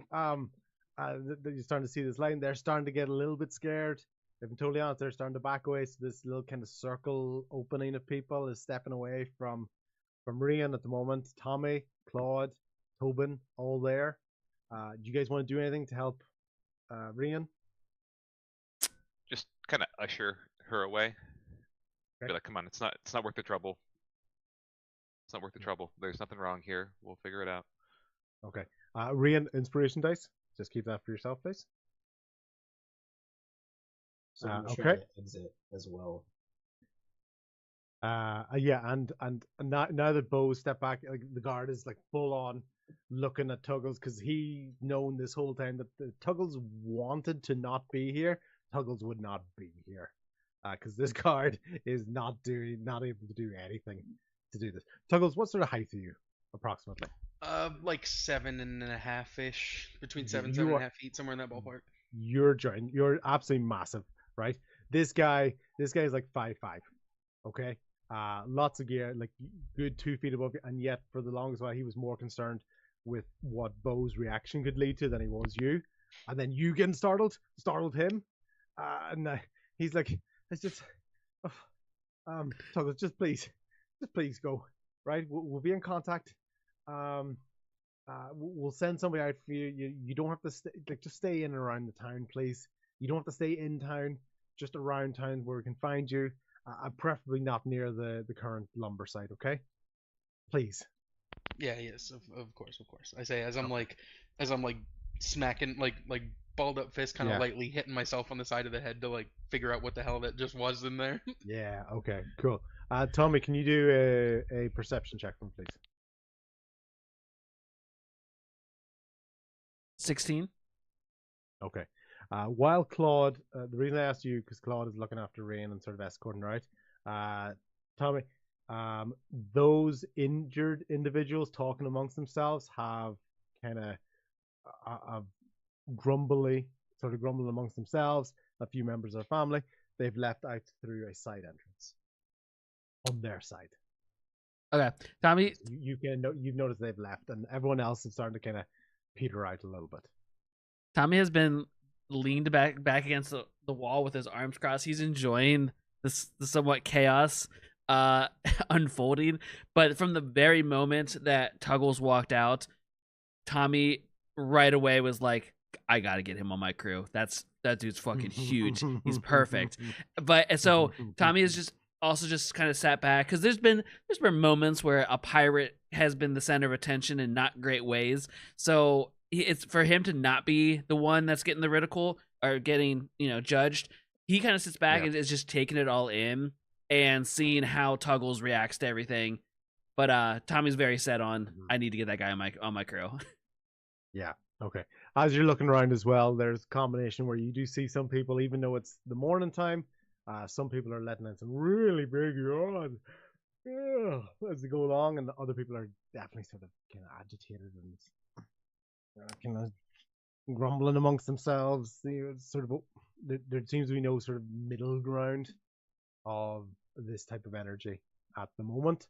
And that as you're sort of going along, that energy doesn't bother Tommy. Tommy has been in so many different environments as far as people and just being a pirate on a ship that like weird nervous energy or slightly aggressive energy, it's all whatever to Tommy. So he's just really sitting back, just taking in the whole scene. Okay. Tuggles, the guard basically goes, this is sort of time where I sort of give you back your belongings. You only had this, piece of parchment with you, so I'm going to give that back to you. Your weapons and stuff, they're all here for you. Please account for it so that nothing is missing. But as you were sleeping downstairs last night. These things never left your sight. They were just outside of your room. So hopefully you trust and believe that. But if there are any issues, please come back to me, and we'll go from there. So here's your parchment, and here's your gear, please. But please try to stay out of trouble. Okay, stay near. Please try to stay out of trouble. I'm gonna kind of just grunt, not any words, just kind of grunts and acknowledge, kind of bundle my things up and make for the door. Fantastic. Okay, cool. So the side door off to your side, Bo, you've backed off a little bit. Tommy, where'd the mayor go? The mayor is off the stage. He's at sort of like a side curtain. Imagine like a town hall. There's a little platform and a little bit off to the side. And if anything, you can hear a bit of activity on the other side of those big doors on the other side. And now that you look around, and you're kind of caught off that sort of the warm bread, warmer hearts idea, you can see a few more motifs around it. You can see symbols of grain. You can see symbols of bags of flour and stuff out there around the place as well. I'm gonna head back to the group. Okay, cool. Tell Bo's gonna walk up beside you. He's gonna walk in your direction first, in the direction of the rest of the group. Do you want to go with him, or is there anything you want to look out for?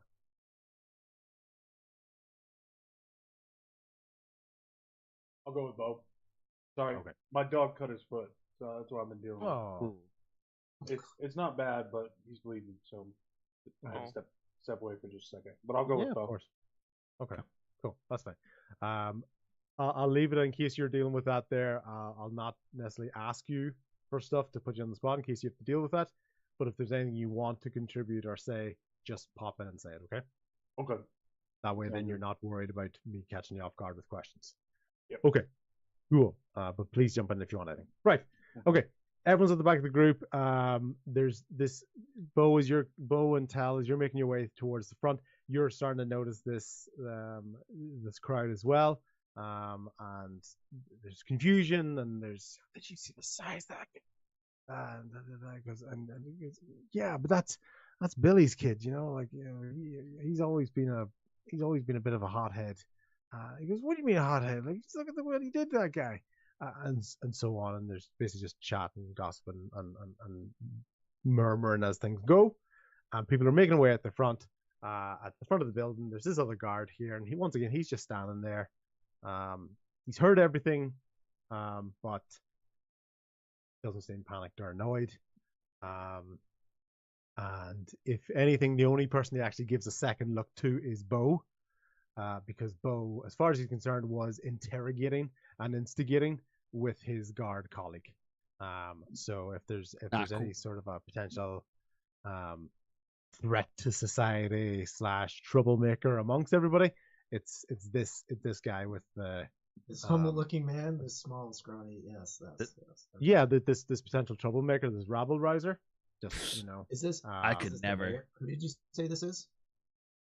See this guard that's standing outside? Oh, that one. Okay. Yeah. So as you're kind of all walking out the door here, You mean Bo's next target? That one.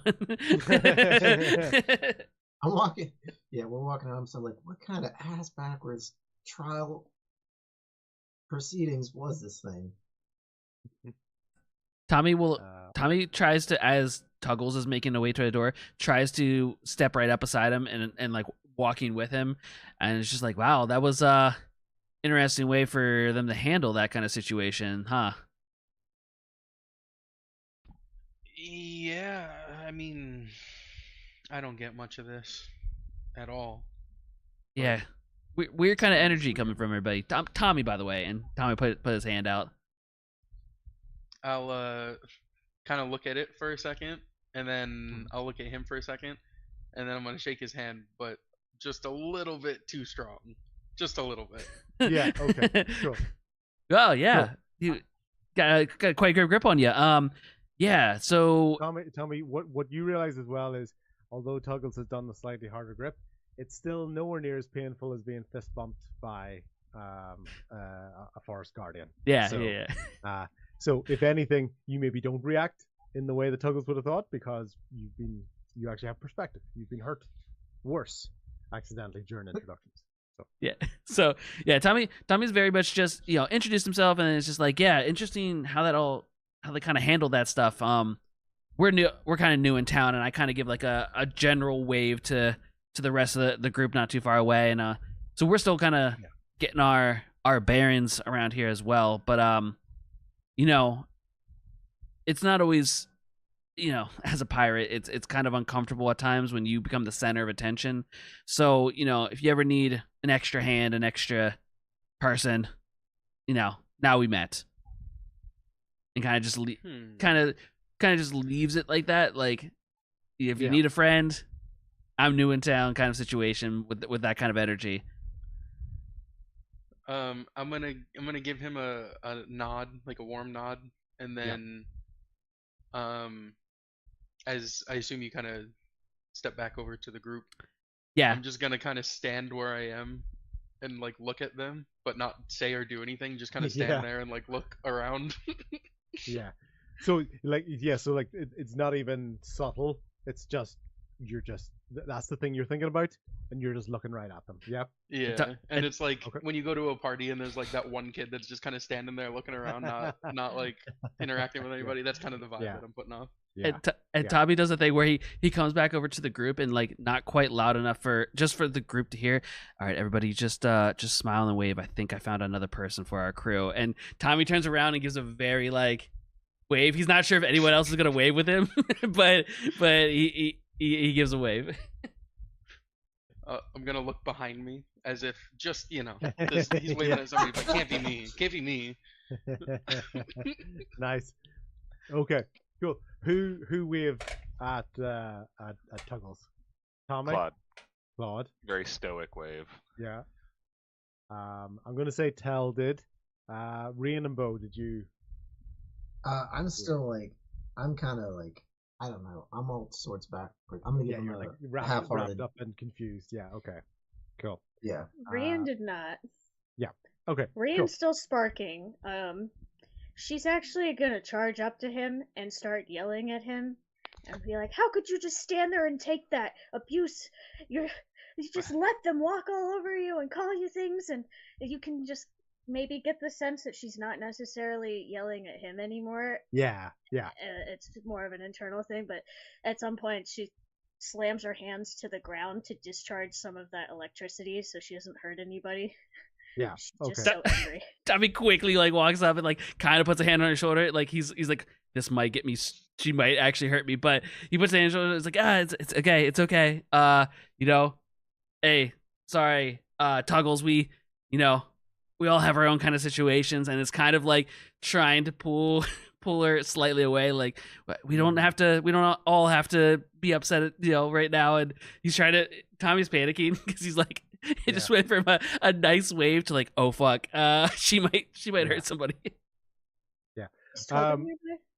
No, Tobin got scared by that. So basically, the sharp sudden expression, the fact that you ran away, and even when he was beginning to kind of chase towards, then all of a sudden the voice raised up really quickly, and then you kind of shocked the ground. So no, he's not getting shocked by it, but he doesn't quite know where to look at the moment. He's kind of, there's like a little bit of a whimper. Maybe the tail is in a little bit between his legs at the moment. He's almost kind of caught between, like say you ran all over to Tuggles and there was the group stand there, so he ran like half the way.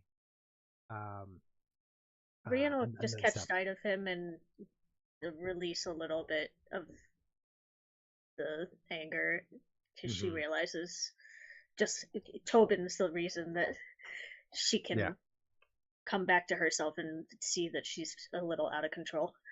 Yeah. Tobin's reaction to that is probably just that initial like wide-eyed looking at you as you're coming across. And as the hand goes down, you can see he kind of bends down a little bit, but he's not like terrified of you. It's more shock. So he still lets you rub him if you want to rub him on the head or anything. But he's still very wary because like, like a lot of dogs, they hear loud noise and like, am I being shouted at? I don't know. Did I do something wrong? So. Well, the petting is half for him and half for Rian. Yeah, that's fine.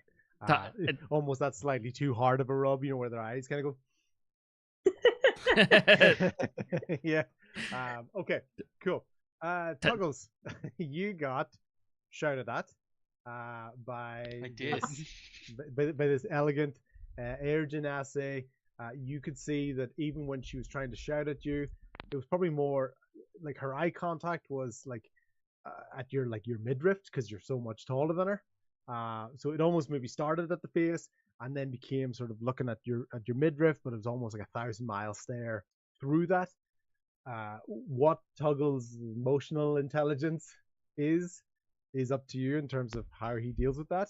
But what you tell me, because then pretty much even before you could react, she turned around and she petted this dog.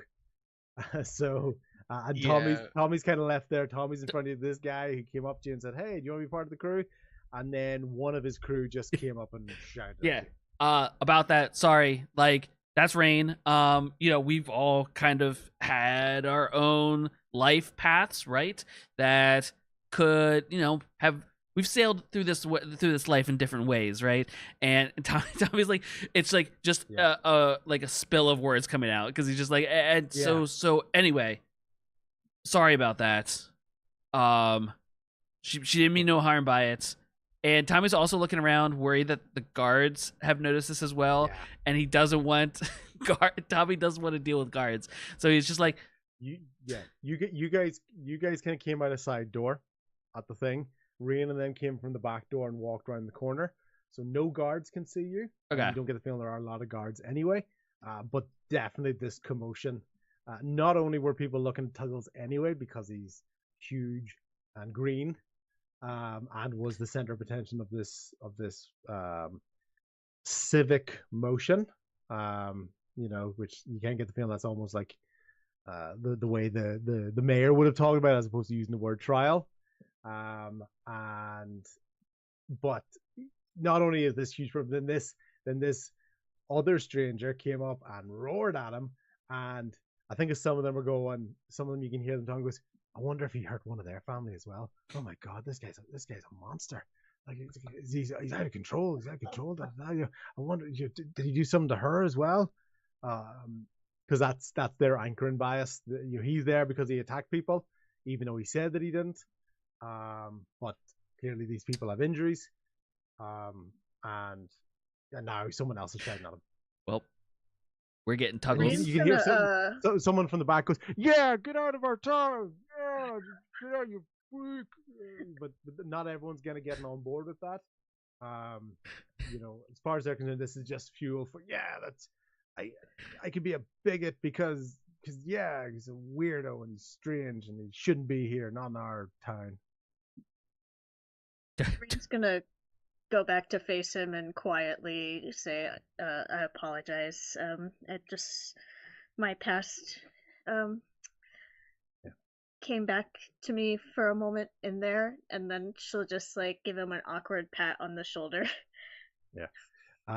Tommy, you're almost gonna have to roll for shock damage, just of how shocked you are. Oh, okay. That Reen actually said sorry to somebody, because she's never said sorry to you. This is a very, very different thing. She actually not only had an outburst, but then this is the woman that bullied a demigod, a minor god, and had no regrets about it whatsoever. So she's actually shown, maybe this is character growth, maybe it's the reaction to an audience. If anything, while you're contemplating that causes you just to be silent for a moment, we're going to get Tuggles' reaction. Yeah, so Tuggles has the emotional intelligence of a doorknob, or an 8-year-old maybe. He doesn't do social interactions at all, let alone well. So when Tommy came up originally and started talking to him, he was like, okay, this is a little bit weird. And then another person came up and just started yelling at him and then stormed away, and he's not able to process any of this, and he's looking a little bit almost a look of physical pain on his head, because maybe he is feeling a little bit of physical pain because of all of the things that's happening in his brain right now. But then he kind of glances over and sees a little pupper sitting on the ground, little dog, and that's the only time that anybody sees his emotion go from either neutral or pain to just a little break of a smile, and then I just kind of sit there and stare at it, and nothing else is there, and I'm just sitting there staring at it, smiling, oh, look at that happy little dog. Yeah. Tobin is terrified of you, because not only are you massive, but Reen, one of the closest people in the humans in his life, she just got angry at you. So he's he's kind of looking at Reen. He's if Reen doesn't like him, I don't like him. Yeah, the old looking at him we don't like this guy, right? Yeah, we don't like this guy, right? I'll Tobin to heal. Will he come and heal and? Yeah, because as you saying, it's not like animal handling for a strange animal. Okay. If you think Tobin is a good boy, but because even when he's doing that, he's glancing at, he's looking, he's growling in Tuggles' direction. Doesn't quite know why. Not only, but he is massive, but it's more that, hey, she doesn't like you, I don't like you, buddy. And he's got that sort of energy to it, and he's looking at you and kind of trying to read the situation. So you're saying heal, and he's over beside you. He's just kind of doing that half. Yeah, he's half brave, half scared. So you can see he's kind of wrapped around you, and his face is in front of you, but his butt is behind your leg. So it's part of him is afraid and wanting to be behind you, but the other part's protective of you and not guaranteed, just sound. Hand out. If you wanna try to at least say hello to him, you can just let him sniff you. Yeah, I'll do that. Okay. Tuggles, I'm gonna ask you to give a animal handling check. Can do. With your sort of experience of things, and we'll just kind of see how that goes because this is a unfamiliar animal to you, regardless of how much you like them. So that is a 22 total. Okay, so basically, let's say you almost like a very calm, like I'm going to say Tuggle's thoughts, even just in the interaction with Tommy, haven't been particularly clear or thought out. They've been quite staggered, but in this moment, you can see just these years of expertise and this almost natural communicative without words as this hand comes out the back of the hand. You know to show the back of your hand towards the dog to let it sniff. You're not just going to reach out and try to rub him. Let him get a sniff, and then gets more confident with the sniffs, and you open up the palm, and he goes out there and he lets you rub him, and that's fine. He seems to relax as he gets lost in this rub because it's a really high quality rub that you're giving him, like with his animal handle, like a really high quality behind the ears rub. For a split moment, he gets lost in it, but then he stops and he looks at Rain as if like, oh, did I do something bad? Mm-hmm. Oh, we're not supposed to like this guy, right?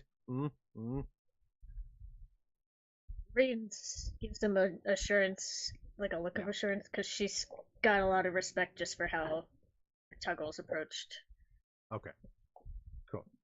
Cool. So that seems to have sort of at least alleviated that. Tuggles, if anything, you've probably at least been able to forget. Mm-hmm. Yes, it's a pretty weird, unique introduction to Rain. But Tobin's on board, and you've made that connection. You saw a couple people when you were walking over. The other people in the crowd took a couple steps back, away from you. Your group didn't, but then just kind of laid, kind of put the hand out, and now there's a smattering, like say like a quarter of the people are there, like, oh, the dog is lovely. Half of the people are confused, and the half are like, yeah, well, you might be nice to animals, but what about our friends and our family or whatever? We're all still in danger because you're never going to really win them over. They've kind of marked your card from what they believe. You have that's just more for the people who are sort of perceptive of things, but Tuggles is in the moment. He's given this doggo a really high quality rub. Bo's gonna say, well, that settles it, guys. I think we got, if that's Tobin and Rain's approval, I'd say he's welcome. Yeah. Okay. So with that there, basically we're gonna let, just as this is happening, this sort of happening over, say, a space of like sort of 10-15 minutes, and people are dispersing and going in the different directions. Some of them are going into shops, some of them are going into houses, some of them are going out to different areas of work. Very few people seem to be going towards the port area. A couple of them into the Soggy Biscuit. We're going to say it's about 10:30, 11 by the time this civic meeting and these following interactions have happened. So what do you guys sort of want to do or figure out your sort of next steps? And Tuggles, you're still sort of waiting around. I know it's a D&D game, but you don't have to be just automatically, I'm part of the party now. But you can, I'm kind of just following them wherever. My thing is, I'm gonna kind of just tag along because, like, I'm kind of just hanging out with the dog, and like, I've got my little pouch. I keep like random woods meat and stuff on me. I'll like toss a little chunk of meat every now and then. I'm trying to get good with the dog more than I'm trying to get good with any of the people. He's going with them, so I'm going with them. Yeah. Okay, fantastic. Tobin is scoffing away at the food, but every time you see him like kind of look at you happy, he'll take another wee look at Rain and go back beside her. Okay, right. At that point, you can see people at the shops are going by, and the city hall is still there. That those doors are still open. Shops are nearby. It's still very foggy, and people are kind of mingling as they go along. What does anybody sort of want to do at the moment? kind of wanted to check out that lighthouse still. Yeah. Yeah. Missing a lighthouse keeper. I feel like Um, with fog in the area, it's kind of an important feature of the town. Tommy, do you have a set of thieves tools, or like what are they? To like pick locks, lock picking set. Uh, Yeah, anything like that? pretty certain you do as a rogue. Yeah. I do, yes. Okay. I was gonna say that was the only reason I was gonna stop in and at the gear, at the blade and barrels store. I don't know. Yeah, Tommy kind of. I feel like we need to get. I feel like we need to step out of town, or at least just step away from the crowds and kind of like get to somewhere a little less Yeah. crowded. Okay. Fantastic. So as you're sort of walking along, Tuggles at your feet, basically some leaves and seaweed and all blow by, and a bit of litter goes past your feet as well. Oh, I'm scooping it up, Disney Yeah, style, yeah. where I kind of don't bend over, but I do a deep step and scoop it up as we walk past. Okay, cool. As you do that, and do you want to take a look at it, or are you just crumpling it up in your hand? Yeah, I'll take like a not super intent, but like I want to see what was so good that it could grace my forest ground, Yeah. Okay, cool. Basically, it's something that you kind of see it and you almost kind of sigh as you look at it, because like, oh, seeing this, it's just the weekly gossip rubbish. As far as you're concerned, you can care about it or not care about it, but this one's on the ground. Yeah, So. I super don't care about it. It's like Yeah. I don't like society, and this is like the bottomest part of it. This is like this Yeah. is what you're doing, gossip. Ugh, smut. Yeah. Okay. Cool. Okay. So right before you sort of crumple it up and throw it into the bin, do you say to everybody what this piece of paper is? Yeah, I'll make a kind of just like that, like a passing note, like Yeah. this is what these people do with their time, Yeah. type Yeah. of comment. Okay. But Cool. ask, hey, what do you got there? Let me see it. Incoherent ramblings of nonsense, and I'll kind of toss it Yeah. over to him. Okay. Cool. Nice. I don't know Bo for a has fact if I can like read good. Nice. Yeah, you don't, Okay. Yeah. You need- just know you that need me this, to- this sorry, go. Oh. I'll just finish this. Just because Tuggles being in sort of the area, Tuggles, unfortunately, in the time you've kind of been in and around the area, you've seen different versions of this over the weeks. There seems to be, you might not read good, but you know that they do look slightly different when you've seen it. So it's not the one version. Maybe Yeah, I read a little. I could Yeah. glean the Yeah. the gist of what's there. Yeah, and you get the feeling that these things change, let's say, week to week, as it goes along. And as you say, go along. And even somebody walking along sees Bo looking and goes, don't read that troll. The person who prints it doesn't even put their name on it, just, ooh, clandestine. Any joker can write this rubbish. And then someone else goes, no. But you remember the one time when they uncovered the thing under the shop? He goes, that wasn't a thing under the shop. Those two discuss the validity of anything that's on this rag that's going along. So, Nice. Yeah. Well, hey, so can you read them, okay, or do you want me to read some of them out? I That's just know the cool. share screen. Yeah. oh yeah, I can read. Yeah. You can read it. Okay, cool. That's fine. So there's quite a few different ones. I'll also throw this into the WhatsApp. So if anybody wants to look at it after session or whatever, and sort of look at it, think, so you don't have to, as a spectator sport, everybody read at the same time. But I'll leave it up there for the moment because we don't need other images at the moment. Okay, cool. Right, so you're walking along. Tuggles, have the party given you any idea of where they're going, or have you just walked with them because Tobin's going there? Definitely just I'm blindly following them because I found the only thing that's a little bit comforting to me, so I'm gonna tag along with it. You know. Okay. At that moment, a rotten tomato lands at your foot. Ugh. Just lands on your foot, and I don't know what you think. Is it raining tomatoes? Is it whatever? You can. I'm figure out definitely what- gonna look up. I'm not gonna Yeah. rule that out, so I'm gonna look Yeah. up. Yeah.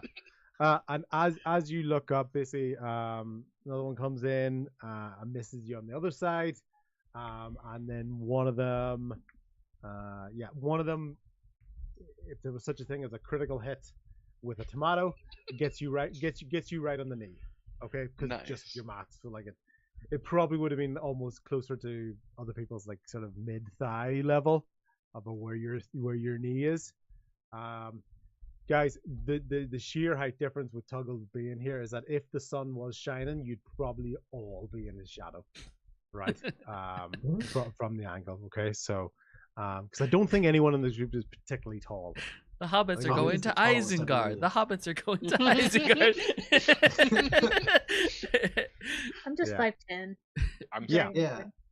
I'm 6 think- foot, and he's still I was a gonna foot say, and a I half think- taller. Other than Tell, I think Bo is the shortest person. I think I'm like 5'7", 5'8". And tells you're half Elf. dwarf? I Half thought he elf. was half elf. Oh, sorry. Yeah. So anyway, it's more this idea. Yeah. So it's like still like between 6 foot and 7'5", big old thing. And as you can imagine, he's not a string bean, you know. So he's big in both dimensions. Okay. And this thing nails him on the knee, but it's just a rotten tomato. It just smushes. Okay. Tuggles. When you're looking up, you can basically see it's a group of women who are throwing this, and you get the feeling that they are like the husbands and sisters of the affected parties, or at least the people who are blaming you for being hurt. Right. But as you look up at them, they get scared and they run away. You know, and they do that overly dramatic scream. You know, even though all you did was actually look at them. Okay. So that causes a little bit of ruckus, but you've got a couple of tomatoes at your feet. One of them's hit your knee, and yeah. Yeah, I'll Those- kind of smear it off. Maybe lick my fingers to clean them. You know. Mm-hmm. Yeah. Okay. Does it remind you of just one other thing? Does it remind you of anything you've sort of tasted in the past, or anything? Yeah. Not like hey, this reminds me of that, but that Yeah. like that little tickle that you get in the back where it's like, hey, I know that. Yeah. Okay. Cool. Does anybody in the party, as you're going along, you've obviously very kindly accepted Tuggles into his group, but as far as you know, you have no idea if he actually did what he did or did not do what he did. So you could have adopted a serial killer, who just has a brilliant legal defense in a weak justice state. Is anybody concerned that this town, or at least there seems to be a real thing of this dangerous individual? Or potentially Rian dangerous automatically thinks he's innocent because he Okay. was being persecuted for Right. his race. individual. And just I mean, Bo, whether it didn't seem fair to how he was being treated, so and the Yeah. way that he saw how he interacted with Yeah. Tobin so gently and like genuinely, just Yeah. it didn't seem like he would be. Yeah, because as we know, all evil people hate dogs, right? That's how you can see them right off the bat. Okay, cool. So, good thing that Tuggles is the big bad evil guy, and he's gonna kill you all in your sleep. Claude? Spoilers. Yeah. Cloud appreciates how composed he was, but he's gonna use divine sense to see if he detects any evilness. Classic. Divine sense. Can you describe divine sense again for me, please? As an action, you can detect good and evil. Until the end of your next turn, you can sense anything affected by the Hallow spell or know the location of any celestial fiend or undead within 60 feet that is not behind total cover. Okay, cool. I was kind of looking up this a little bit. It's not exactly as simple as is this person good or evil? type thing. It's more it's kind of more of a like is the creature itself like an evil race, just so you know. Right, but I mean, okay? he's not a fiend in disguise. He is what he appears to be. Correct. Yeah, that's 100%. None of those things trigger. So yeah, nothing like that sort of sounds like. I just want to say that because I know even just from a story point of view, yeah, it was funny going into the shop, and those guys were clearly evil, the doppelgangers.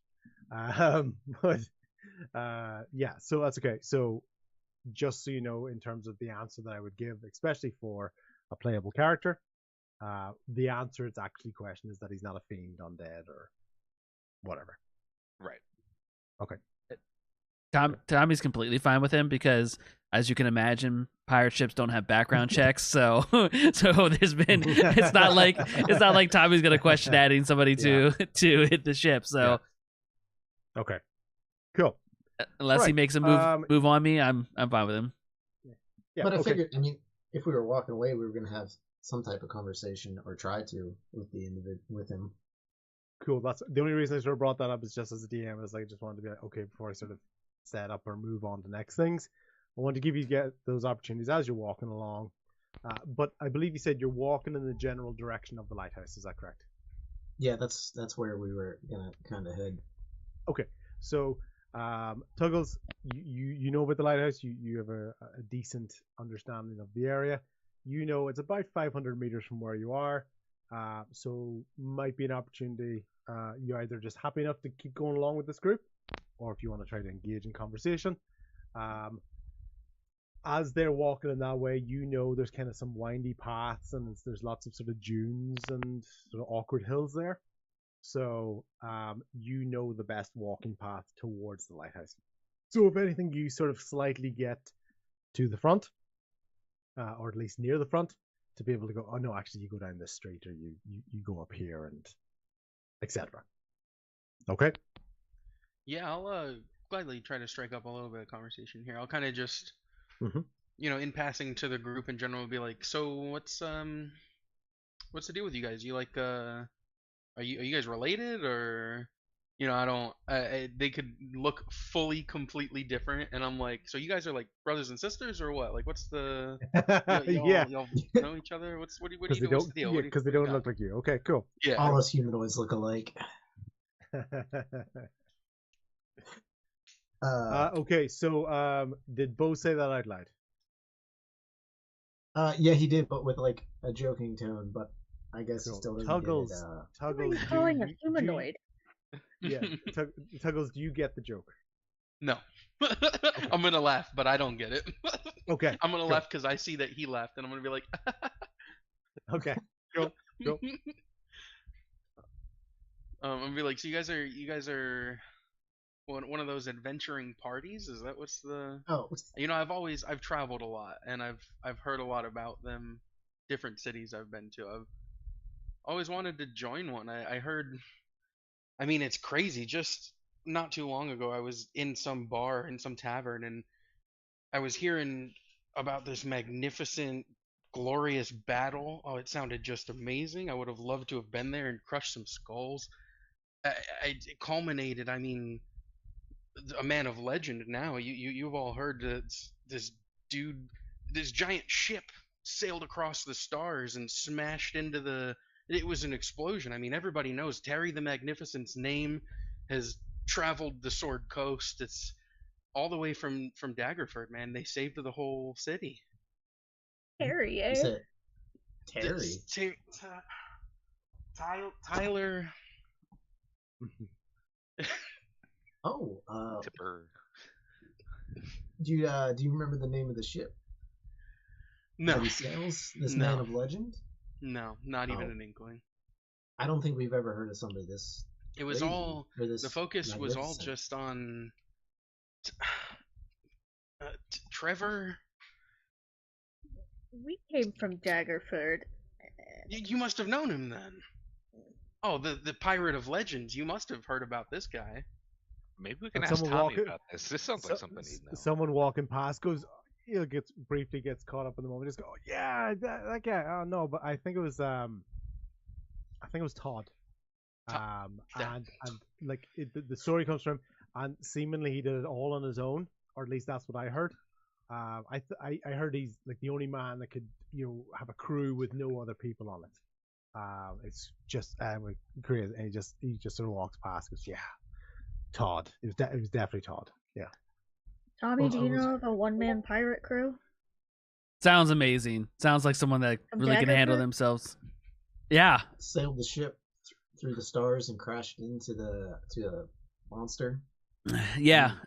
Something of legends. Tommy wants someone else to recognize it before he doesn't, because it doesn't feel as good if you have to explain it that you're the person. So hearing everybody else mess his name up too, it's just like Tommy's like, yeah, sounds like a great captain, someone that could really handle tough situations and should be almost cherished everywhere he goes. Someone really awesome. He's kind of just like Someone the Sounds sloppy sailor legendary. looks up to? Yeah. and then this other kid, because kids at this stage, they don't know how to go. Yeah, but I was at school, right? And I said something to my friend, and the teacher said, "No, don't do that. You don't want to be like the god bully. You don't want to be like them. They're really, really mean. And it's really not a nice thing to be. So I'm sorry those people were mean to you at the city hall, Mister." And why wouldn't you want to basically. bully a god, little boy? And he looks up at you, just like, I'm sorry. Stand up for yourself. It's just really scary because like you're which is weird because it looked up the Puggles and Big and Green, and you're Big and Blue, not as big. And just this attitude, just like kind of just looking at you wide mouth, just scared, doesn't know what to do. Because the teacher said so. Your teacher sounds like a useless as the sloppy sailor. Okay. Yeah, don't always. Can I tell her I was talking to you on Monday? As long as you don't let her tear you down about anything. Remember, Yeah. stick up for yourself. Bullies Yeah. are fine if you're sticking up for yourself. Yeah, bullying is good. Okay. Yeah, and start skipping away. My teacher is useless. My teacher is useless. You're good with Puddles, kids, this is- Shrian. This is the kind of stuff you can expect when you tag along with us.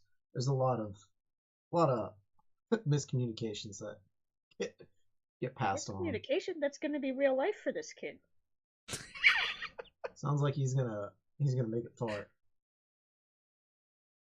As long as he doesn't let people walk all over him.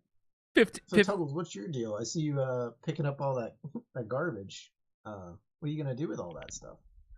Oh, throw it out or use it if I can use it. I mean, I just can't stand to see the way that the people of these cities just treat they treat our home like it's trash. They come in and they plow it over and erect these towers, and it's not natural, and I don't like it. So I'm trying to I try to do my part when I can. Where do you hail from then, sir? Nowhere. You sound I like you're guess. far from nowhere. I'm a bit of an outlander myself. I stick to the wilds. Oh, Another little kid runs along, and just this kid comes and has a teddy bear. And it's just right in front of Tuggles. I goes, have you seen my brother?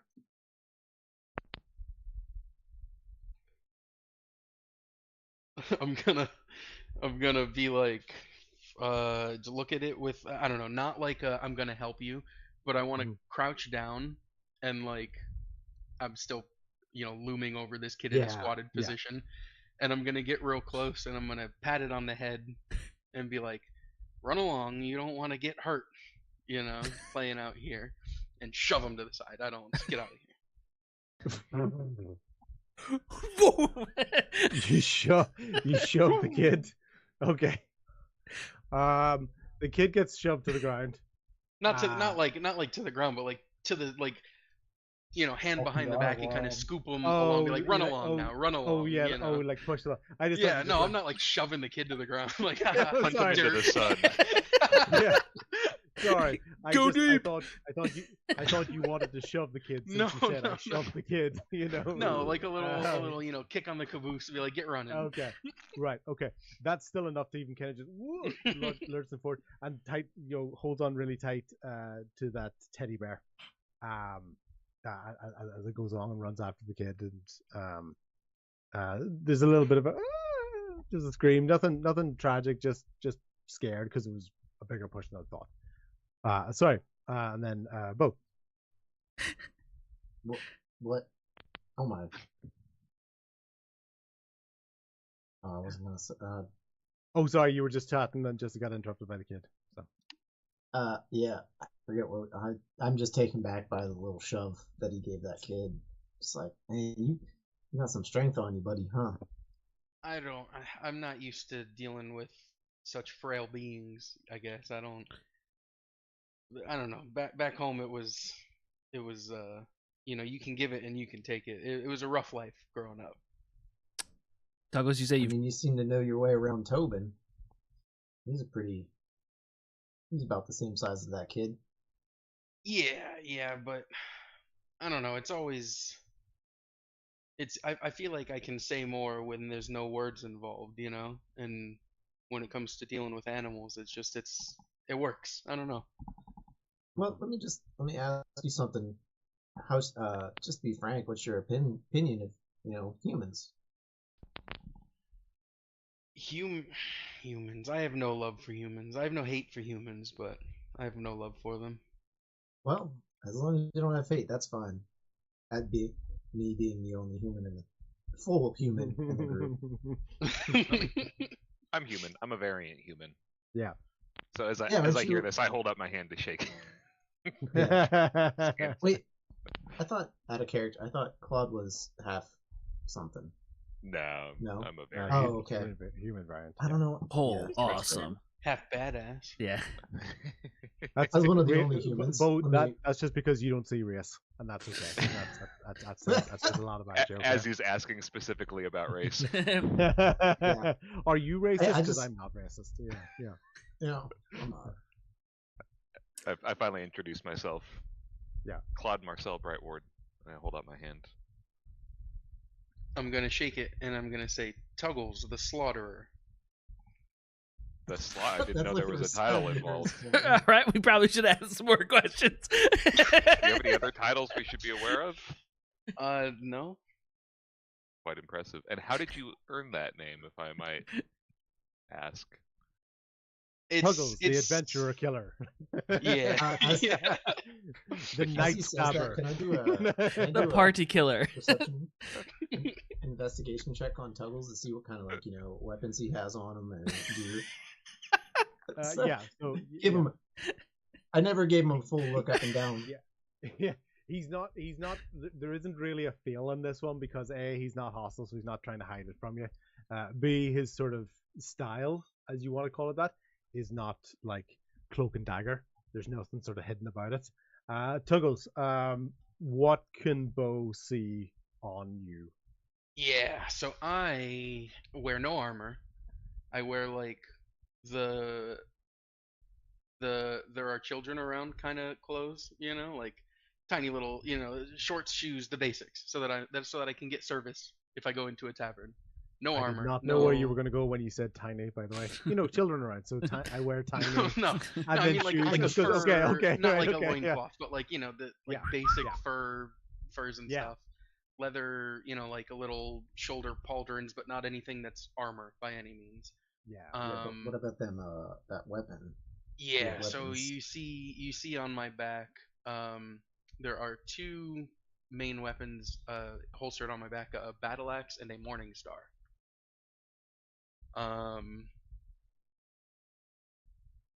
That's it. I mean, I have a hand axe on my belt. I have a battle axe and a morning star and a hand axe on my belt. And then that's it in terms of main things. I don't. How well worn are these weapons of his? pretty. Are they, They've seen their use. Yeah. Is there dried blood on them? Are they clean? No, they're not clean, Okay. but not because like But they're not in the bloodied. sense that like I do a lot of murders, but in the sense that like I don't clean them after I do a murder. If I do a murder They're just- type thing. You They're can just see that- justified. How many killings. is many? Yeah. Yeah, you can see from as an instrument, like as an item, they are well maintained, but cleanliness is not is not part of the checklist when it comes to something being ready. So you can tell it's sharp. You can tell that they've been worn, and things out there, and he's kind of got like sort of like a necklace, or he's got like little things on his belt and stuff. He hasn't really drawn attention to any of them. You're just sort of taking it all in, all 7-5 of this, and noticing the battle axe and the morning star, and the idea that what he calls a hand axe, you just call an axe. Okay. Right? So it's a hand axe to him. But it is an axe, and for mechanic purposes, it's a hand axe. But just to give the perspective, it's not like that would be like me throwing a toothpick at somebody, as a deadly weapon. Okay. Cool. Yeah, I got you. Wow. So no wonder those folks were scared of you with a title like that. I trust me. I'll kind of like do the pat the holster kind of thing. I'll be like, they only get used when they need to. I don't just don't make me need to. So Yeah. those You also got the feeling that, just to kind of think back, you also got the feeling that if a lot of people knew the Slaughterer title, they would have taken the opportunity to shout it out when they were trying to prove his guilt in the thing. So they know his name. It's not like this guy is a PR company.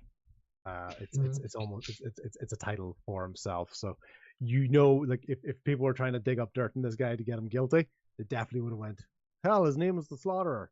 So you kind of think back to that in terms of, does everybody think he's the Slaughterer? good perspective. Yeah. Yep.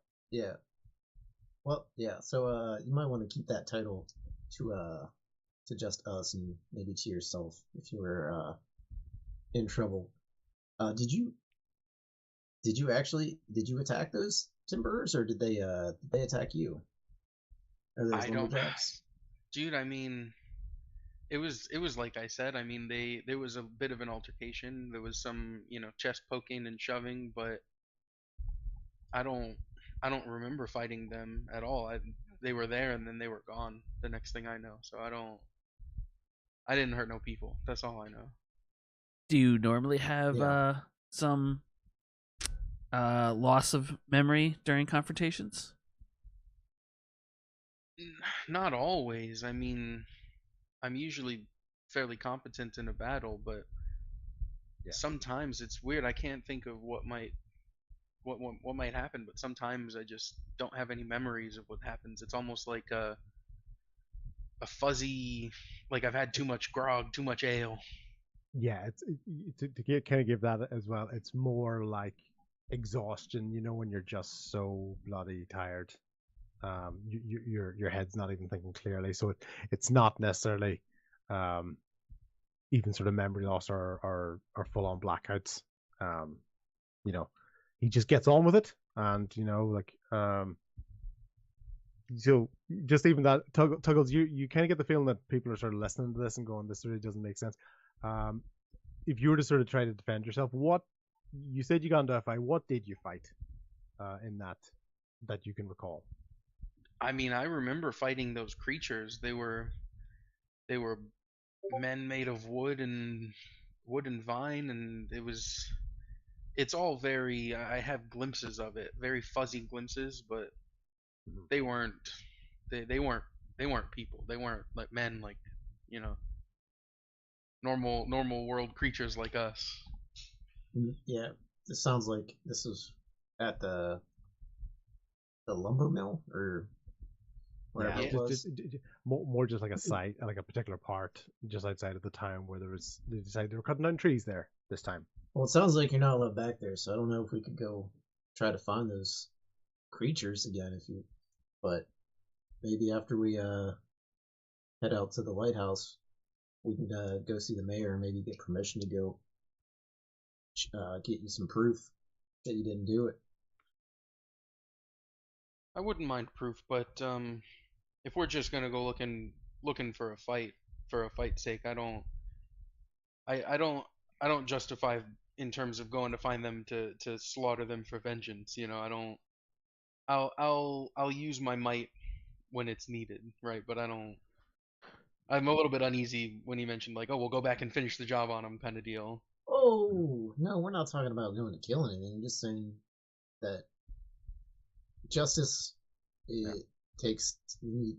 justice for individuals such as yourselves needs to be proven, and it just whether that means finding them or Tobin at the front of this starts to kind of growl a little bit. He's starting to get a little bit agitated. You can see kind of the tail is a little bit tight, and he's basically you're making your way towards the lighthouse. You've been kind of walking and talking this sort of whole time, and you can kind of get to an alleyway, and there looks to be like there's some rocks and stuff, but there's a bit of a mound, and there's a bit of cloth fluttering in the air, and you can see that as you kind of get closer, there's a silhouette. There's a large sort of figure. It's got a cloak. You can tell it's got the hood of a cape, but the cape is not on it. So it's back, and this looks like a pretty large sort of rock as you're coming towards. So you're still about maybe say 100 yards short of that, as you're sort of making your way towards that, and you start hearing just little sounds like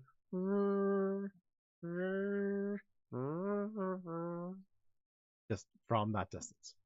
You called it a pretty large what? It looks like a pretty large rock. A rock. It looks like there's rocks nearby, but this is a pretty large rock that looks like it's there, and it looks like a rock that has like almost like a piece of material on the back of it, and you can see that it's sort of, you know, because it's a hood, you can see the hood is up here, and the cape is, or the tail of the cape is back there. Bo's gonna look down back at the flyer that Tuggles gave him and read it off. That that must be the cloak. Look right here. They found his cloak matching the keeper's on the cliffs. I'm gonna try to approach the cloak.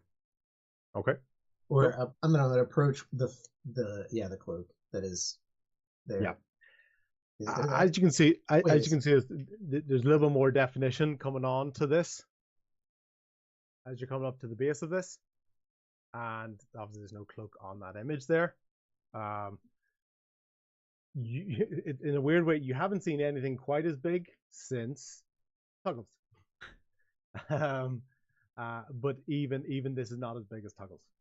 And you can just see an individual, a large, thick head, looking out to the water, and you can see at the front, and you can see its arms moving, and you can see every so often it moves its head down and goes, just as you're getting closer and closer to it. It doesn't seem to be paying any attention to you whatsoever. Is it music? Can't tell if this is music. Yep, you can tell it's music because you're at the coast and there's a lot of wind here, so it's trying to hear like music out over the wind and the ocean crashing and things. So you're starting to hear music. It's not song, it's not singing, it's music. I'm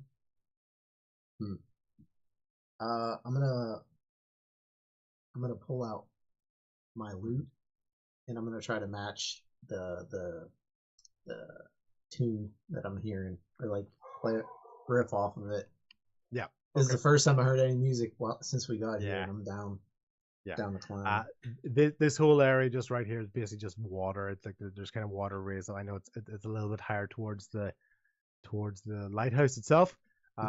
This individual is like on a rock near the beach. You can see he's looking out to the water, and the tide is coming in, a little bit towards his feet, but he's not in the water. Yeah. Okay. Yeah, and I see this Performance giant. check. Yeah. Cool.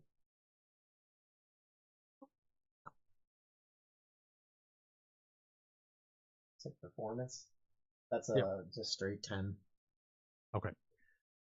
You match it, but you're not getting the attention of it. You're trying to wonder, maybe because the wind is blowing into your face, maybe like the sound is being taken away from you and not going in the direction of this individual, and sort of you keep sort of continuing forward. Okay, so it didn't get their attention. And I can tell that it's a large creature, bigger than Tuggles. No, it's Not smaller bigger than than Tuggles. Tuggles. It's a big creature that is bigger than It's a big creature, and let's say 6, 7, 6, 8. All right, You I know, didn't so get its it's attention. decent. So I'm gonna say, do you guys see that thing? Do you know what that is? Tuggles? Yeah, do you know Tuggles, what you that familiar is? with that? Am I familiar with that? No, I am not familiar with that. Well, I tried to get its attention. I don't know.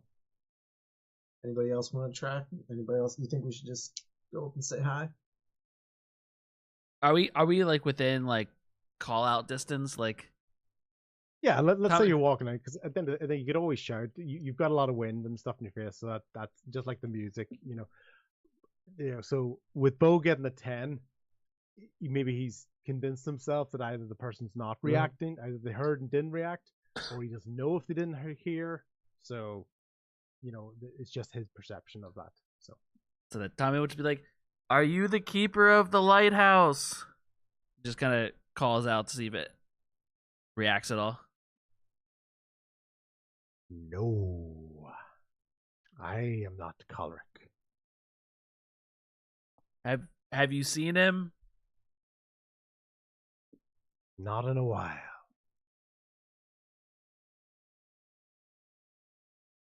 May we approach the lighthouse? Feel free, friends. Answer my riddle 3. All right. Okay, so That's how basically, we would. as you come. So are you going to walk towards? Yeah. Yep. Yeah. We'll approach. Okay. Cool. So as I said, you're at sort of a beach area, and you see a portal. Okay. This is a humanoid creature. You know that it speaks, but it's obviously is a turtle, and it's looking out over the water. It's got a banjo. It looks like it's like got like a pipe or almost like a bassoon or something, at the back of its shell, and a little harmonica. Bo, now that you sort of see the detail, the sound you were hearing was the harmonica in the wind. Yeah. And every so often as you're talking, like the wind itself catches the harmonica, so you hear a little bit of, as it goes along. And we'll kind of lead into that. This will be sort of a natural sort of end as you are making your way towards the lighthouse, and you come across this. So let's go for, let's say, 10 minutes or so, and we'll sort of call it that. If you want to make introductions, or you just want to make your way towards the lighthouse, but this is who you're approaching on the way to the lighthouse. And you can also see as well, he's got a cape on. You can see it now is wrapped like a scarf, but he has kind of a cape on his back, sort of is what he's wearing as well. Tommy, Yeah, good. Go ahead. I was just gonna say, Bo. Now that we're getting close and I can hear the harmonica and see that he's playing a banjo, he's gonna get excited. Like, oh, you look like quite the one-man band.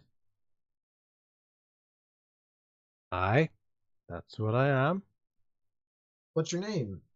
My name's Boduck. Well met, Boduck. I am Porter. What are you doing here, Porter? Just practicing? I used to visit a friend here. Oh, were you Now friends with I sit alone. Choleric? Aye, Alric. Alric Hollow. We used to listen to the song of the sea, and he was a good man who kept to himself. And let's just say we were good at being alone together.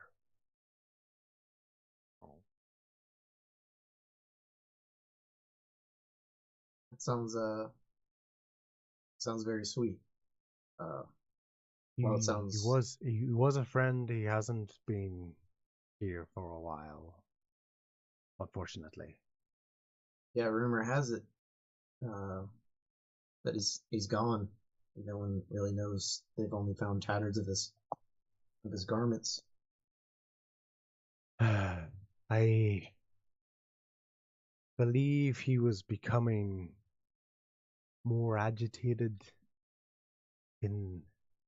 over the last few months, and I wonder if it was more a sickness of the mind than a sickness of the body.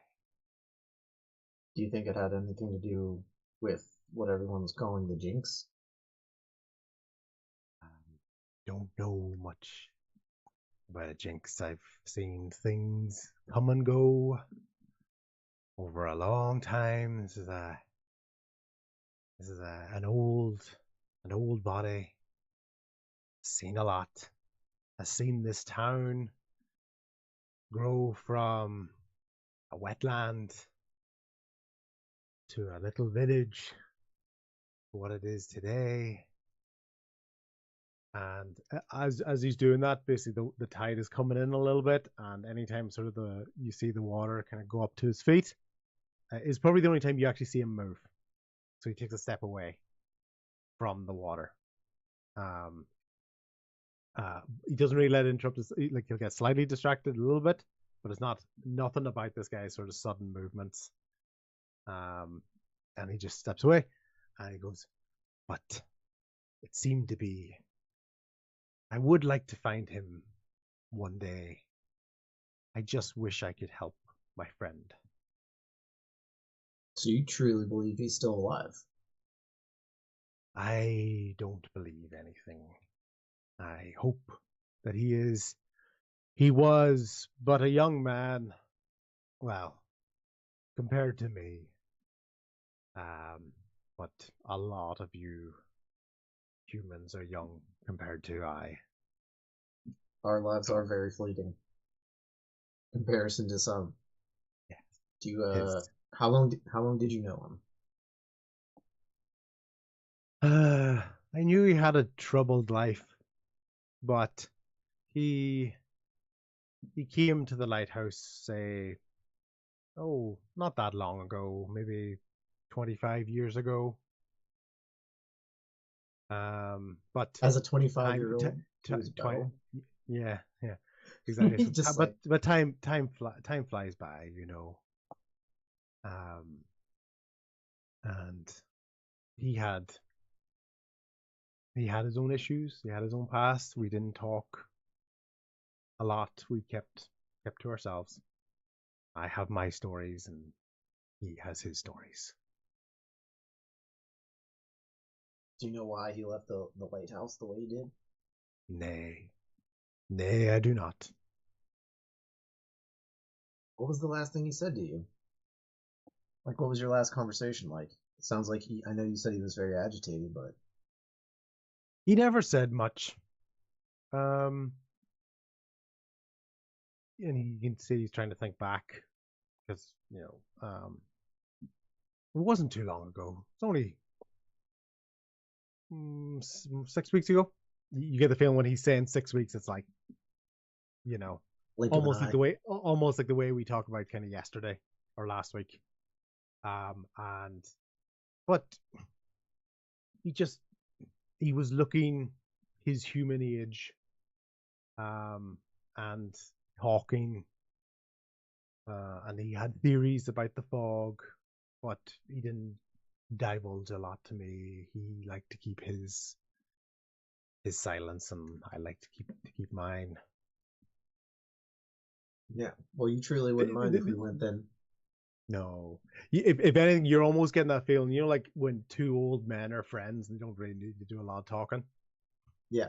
That's the sort of impression that, it's not even like a hesitant or a hiding, as far as you can tell. Yeah, they just like to hang out in silence. Yeah, it's the, like you said, the being alone together type thing. And another wave crashes up towards his feet, and he takes another step back from that. And he says, "It's not my lighthouse. Just, take care. It's not mine to deny you entry or not." I appreciate the candor. Yeah. I'll step up to him and introduce myself, but also ask him his name, because I don't think we ever got his name, right? Porter. The Porter. He did say his name was Porter. Porter. Yeah. He did. Sorry, I missed that. That's it. Seeing as you've been here so long, the fog we've been led to believe isn't a natural occurrence around these parts. It's have you ever seen anything like this before? I don't like to think of it, but it is reminiscent of a time, a unsettling time. But it could just be the weather. It's only been here for 4 months. Once again, you're getting this perception that 3-4 months is not actually that long for him. So that's why he's saying that. But so you've seen something like it before? it's more the mood, the something has changed in these last less than half a year. Maybe, yeah, it's just, but I would prefer not to think of those days. He's going to look at Tuggles and go, "Well met, sir. I hope you don't mind me intervening in your business earlier on with the mayor." Oh, not at all, not at all. Thank you, actually, for, I guess, standing up for me. I guess that's what you did, even maybe indirectly, but thank you. You deserve my thanks nonetheless, good friend. I just provided information. I'm gonna But- kind of pat him on the shell and be like, "We'll look But for what- we'll look for Colrick." But what you did to those men is, you're very lucky it was not worse. I'm gonna have a visible look of surprise when he says what I did to those men, just because it's like as Yeah. far as I know, Yeah. man, I'll be like, "Oh, oof." Yep. I'll look a little bit somber and I'll be like, just without saying anything, have that Yeah. knowing expression. And I'll be like, again, thank you. We'll hold true to your hopes, and I'm gonna do my best to find old Colrick. We'll see if we could shed any light on this. Okay. Okay. And everybody roll a wisdom saving throw. Oh boy. Let's see, she's a mystique. Is an 11 for Tuggles. 17 for Claude. 13 for Bo. 15 for Rian. 13 for Champ. 12, Tommy. Hame. Damn. Oh, sorry, who got? So there was an 11 and a 12, yeah. Yeah. Tuggles 11 for and Tuggles. Tom. Yeah, but Tuggles and Tommy. You look out to sea, and before we leave today, Please be gold. sorry, excuse me. It's fine.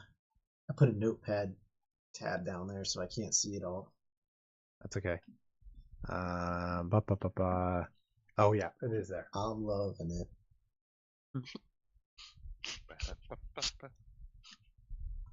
Oh.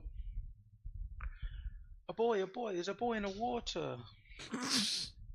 You see a distressed young woman in the water, trying desperately to catch your attention, and begging for your help.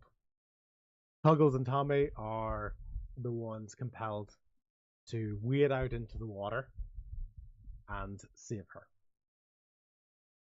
Yeah, Tommy drops his coat and jumps in. Okay. Tuggles, you making your way in there as well? Oh yeah. Yeah. That's I'm about ankle deep now. I've taken maybe 15 steps in.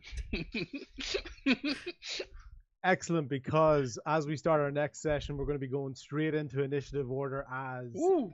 Tommy feels something grab the bottom of his leg, and Tuggle is enveloped by a But Oh. Nice. by a water wisp that just grapples around him, swirls around him, and is beginning to pull him under the water. Tommy, the water you're at is sort of chest height, so, but you felt something grab your leg. You're going to take 4 points of damage. Okay, and you're going to be grappled, so you're going to have to fight to be able to get out to move. And then for Tuggles, you're going to take. You are taking 5 points of damage. You are grappled, and you're starting to be pulled in under the water. As on your way, this sea maiden is still in the water. So, little bit short of an end on that one, but we're gonna leave it at that. So basically, we're gonna go straight into the next one, straight into combat order. These guys are gonna have a surprise round on you, and we're gonna go through the initiative order from there. great job, Tom, jumping in. I need the helper. You fool! I hope you didn't leave your guns in your coat. I guess you can't shoot a gun underwater. Maybe it would shoot better. Okay. All right. I had a really cool shot you guys didn't see. It was awesome. All right. I think we were just dreaming about that shot. Oh, dreams? So Who you dreams? All right. I'll be right back, gang. Nice. I gotta use the bathroom. I'll be right back to you. Yeah, go for it. Okay.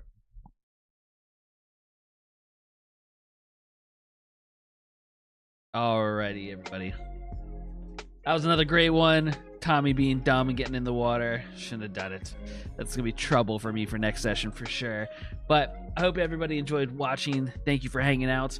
I will get this edited and eventually get it up onto the YouTube channel. So make sure you subscribe over there so you know when the video goes live.